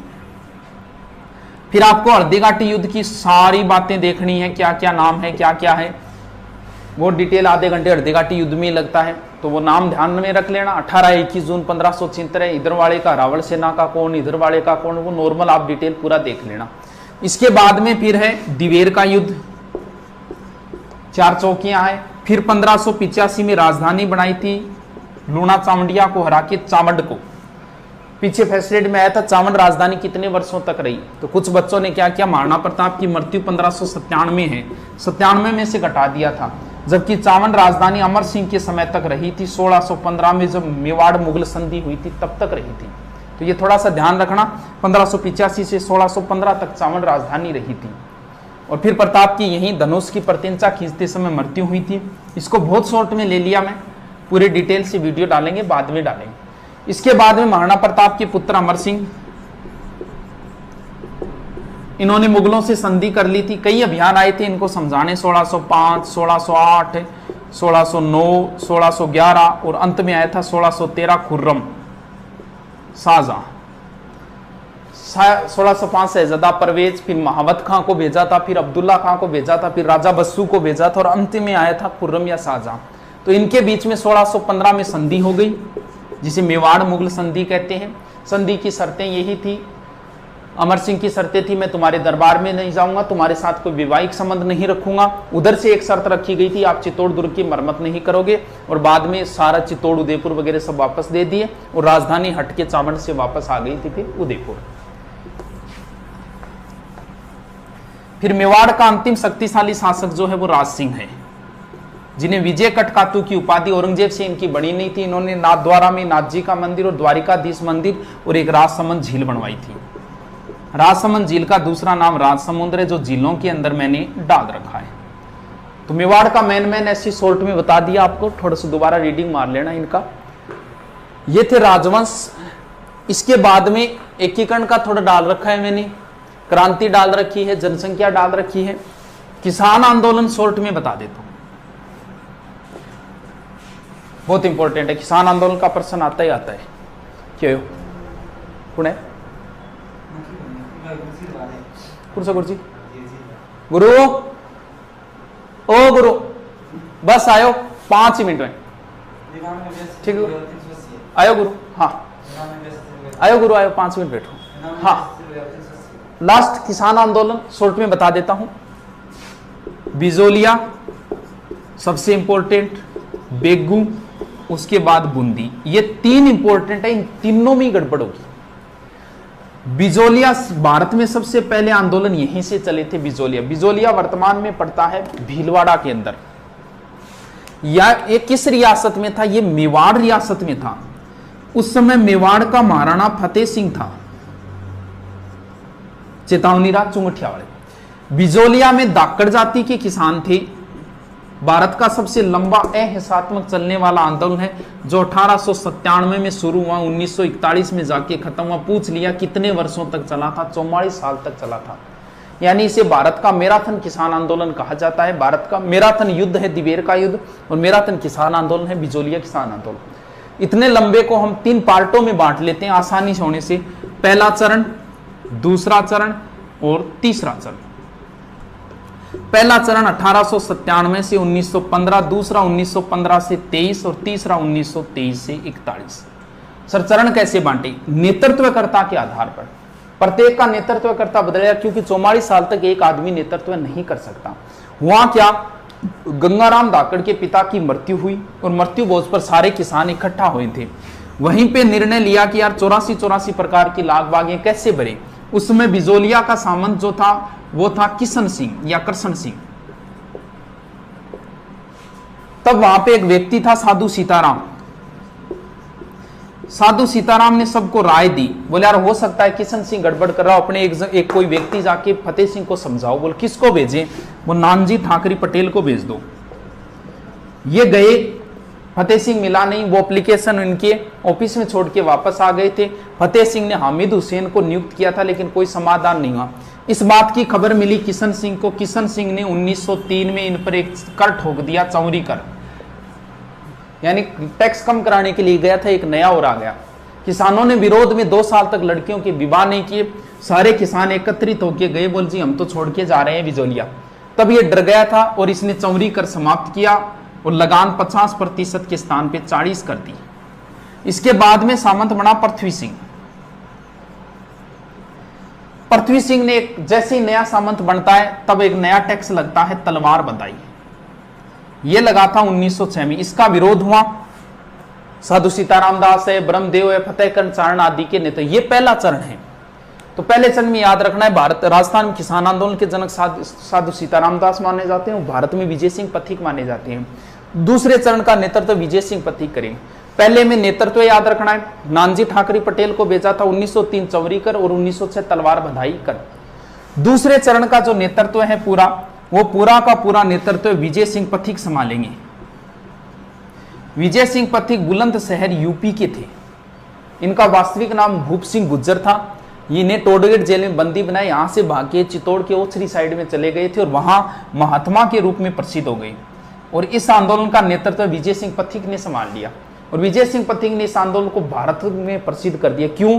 क्योंकि इन्होंने अखबारों में निकलवाई इसकी खबरें। प्रताप, अभ्युदय, मराठा, इन अखबारों में खबरें छपवाई। और कांग्रेस का अधिवेशन हुआ नागपुर में 1920 में। वहां बिजोलिया से कुछ किसानों को लेकर राजाओं के विरुद्ध में प्रदर्शनी लगवाई थी इन्होंने। तो गांधी जी ने अपने निजी सचिव महादेव देसाई को भेजा था कि यार पता लगा क्या बात क्या है। बाद में यहां 1922 में एक समझौता हुआ था हॉलैंड की मध्यस्थता से। बोल जी हम आपकी 35 लाख बागें कम कर देंगे। लेकिन यह समझौता इसलिए हुआ था कि 22 में असहयोग आंदोलन चल रहा था, उसके डर की वजह से। बाद में असहयोग आंदोलन गांधी जी ने बंद किया, यह समझौता भी फेल हो गया। तीसरे चरण में जो नेतृत्व किया वो सिर्फ नेतृत्व करता, याद रखना है। अपने सीकर से रामनारायण चौधरी, जमनालाल बजाज, हरिबा उपाध्याय, माणिक्य लाल वर्मा। और 1941 में टी विजय राघवाचार्य की मध्यस्थता से समझौता हुआ और आंदोलन समाप्त। और बिजोलिया में एक ध्यान थोड़ा सा ये रख लेना, बिजोलिया के अंदर तुलसी बीज नाम का एक व्यक्ति था जो किसका कार्य करता था? संदेशवाहक का कार्य करता था। यानी 15-20 किलोमीटर रोज चलता था और लोगों को सूचना देता था इसके बारे में। तो बिजोलिया लंबा आंदोलन है, लेकिन बातें जो मेन थी वो सारी बता दी मैंने। 44 साल, धाकड़ जाति, भारत का सबसे पहला किसान आंदोलन, अहिंसात्मक आंदोलन, साधु सीताराम दास, नानजी ठाकरे पटेल, इसके बाद में महाराणा, फिर किशन सिंह 1903, फिर 1906 पृथ्वी सिंह, उसके बाद में फिर दूसरा चरण विजय सिंह पथिक, फिर कई अखबारों में निकलवाए, नागपुर में निकलवाए, 1916 किसान पंच बोर्ड, 17 में उपरमाल पंच बोर्ड, इसके बाद में फिर वो हॉलैंड की मध्य समझौता, फिर तीसरे चरण में 2-3 नेतृत्व करता, फिर टी विजय राघवाचार्य की मध्यस्थता से समझौता। बेगू के किसान मेनाल नामक स्थान पर एकत्रित हुए और बिजोलिया में विजय सिंह पथिक के पास आए। बोल जी हमारा नेतृत्व करो। विजय सिंह पथिक ने भेजा कि आपका नेतृत्व रामनारायण चौधरी जी करेंगे। यानी विजय सिंह पथिक के कहने पर बेगू का नेतृत्व रामनारायण चौधरी, बूंदी वाले रामनारायण चौधरी के पास आए कि हमारा नेतृत्व करो। तो रामनारायण चौधरी ने कहा कि आपका नेतृत्व करेंगे नैनूराम। तो यहां का नेतृत्व रामनारायण के कहने पर नैनूराम जी ने किया, नैनूराम शर्मा के अंदर। अब देखो कंफ्यूजन कहां होगी, वो आपसे पूछेगा कि नानक जी किस किसान आंदोलन से संबंधित है, अर्जी गीत कहां लिखा गया, पंचीड़ा गीत कहां लिखा गया, रूपा जी कृपा जी किससे संबंधित है, बोल सेविक समझौता किससे संबंधित है। बस ऐसे पूछता है, वहां गड़बड़ हो जाती है। वो पूछेगा नानक जी भील किस किसान आंदोलन से, बठगोड़ है क्या, नानक जी बिजोलिया मोग, बेगू मोग, बूंदी मोग, वहां गड़बड़े। आप ऐसा करो, इस नए को पकड़ो, नए से नैनूराम, नए से नित्यानंद और नए से ही नानक जी। यानी बूंदी किसान आंदोलन का नेतृत्व नैनूराम शर्मा, स्थानीय आंदोलन का नेतृत्व नित्यानंद, नानक जी भील। यहां एक सम्मेलन हुआ 1903 में डाबी में, और गोलीबारी के अंदर नानक जी भील मारे गए। यहां के कार्यकर्ता नानक जी भील को ले गए थे, पुलिस के हाथ नहीं लगने दिया था इनके शव को। 9 दिन बाद देवगढ़ में इनका दाग संस्कार हुआ था। नारेड़ आए थे, इनका दाग संस्कार नारेड़ से हुआ था। बूंदी में इनका बहुत ज्यादा चर्चा, उनके गीतों में बहुत नाम लिया गया। नानक जी भील और देवीलाल गुज्जर 2 व्यक्ति थे यहाँ। अब अर्जी गीत कहां लिखी गई, ये दोनों वैसे माणिक्य लाल वर्मा ने लिखा था, अर्जी कहीं और लिखा है, पंचड़ी कहीं और। कैसे याद करेंगे, अर्जी का मतलब होता है एप्लीकेशन, रिक्वेस्ट। नानक जी चले गए भगवान के पास स्वर्ग में, तो माणिक्यलाल वर्मा ने नानक जी से अर्जी की, एप्लीकेशन की है कि थे तो भगवान कन चला गया लेकिन माने तो अनाथ कर गया थे, भगवान ने को मारो उद्धार करे, मार सागट शोषण हो रहे। यानी अर्जी गीत उन्होंने नानक जी भील के लिए, नानक जी भील झंडा गीत गाते हुए शहीद हुए थे। झंडा गीत विजय सिंह पथिक का लिखा हुआ था, तो ये थोड़ा ध्यान रखो। और पंचछेड़ा गीत विजय माणिक्यलाल वर्मा ने बिजोलिया किसान आंदोलन में लिखा था। तो एक चीज ध्यान, बिजोलिया में ऐसा प्रश्न नहीं बनेगा बिजोलिया किसान आंदोलन का नेतृत्व किसने किया, क्यों इसके ज्यादा नेतृत्व करता है। या तो ऐसे बनेगा प्रारंभिक नेतृत्व किसने किया, साधु सीताराम दास, बाकी या फिर नेतृत्व किसने नहीं किया, ऐसा प्रश्न जरूर हो सकता है। या तो आप ऐसे करो, दो ही नाम पकड़ लो, बे बो और बेरो को नहीं, बेरू, ये दो ही नाम ध्यान रखो। बेगू का, बेगू में बोल सेविक, बेबो, बेगू में बोल सेविक, बोल सेविक मतलब यहां का सामंत था अनूप सिंह। विजय सिंह पथिक की मध्यस्थता से किसान और अनूप सिंह के मध्य समझौता हुआ। इसने कहा कि आपकी लागबागें मान ली जाएगी, मैं महाराणा को कह दूंगा। बेगू भी प्रथम श्रेणी का ठिकाना था मेवाड़ का। महाराणा ने कहा कुछ नहीं है, दिस इज बोल सेविक समझौता। बेरू, रू का मतलब रूपा जी कृपा जी, और यहां मारे गए थे, ट्रेच ने गोलियां चलाई और रूपा जी और कृपा जी मारे गए थे। तो ये तीन किसान आंदोलनों में गड़बड़ नहीं होनी चाहिए।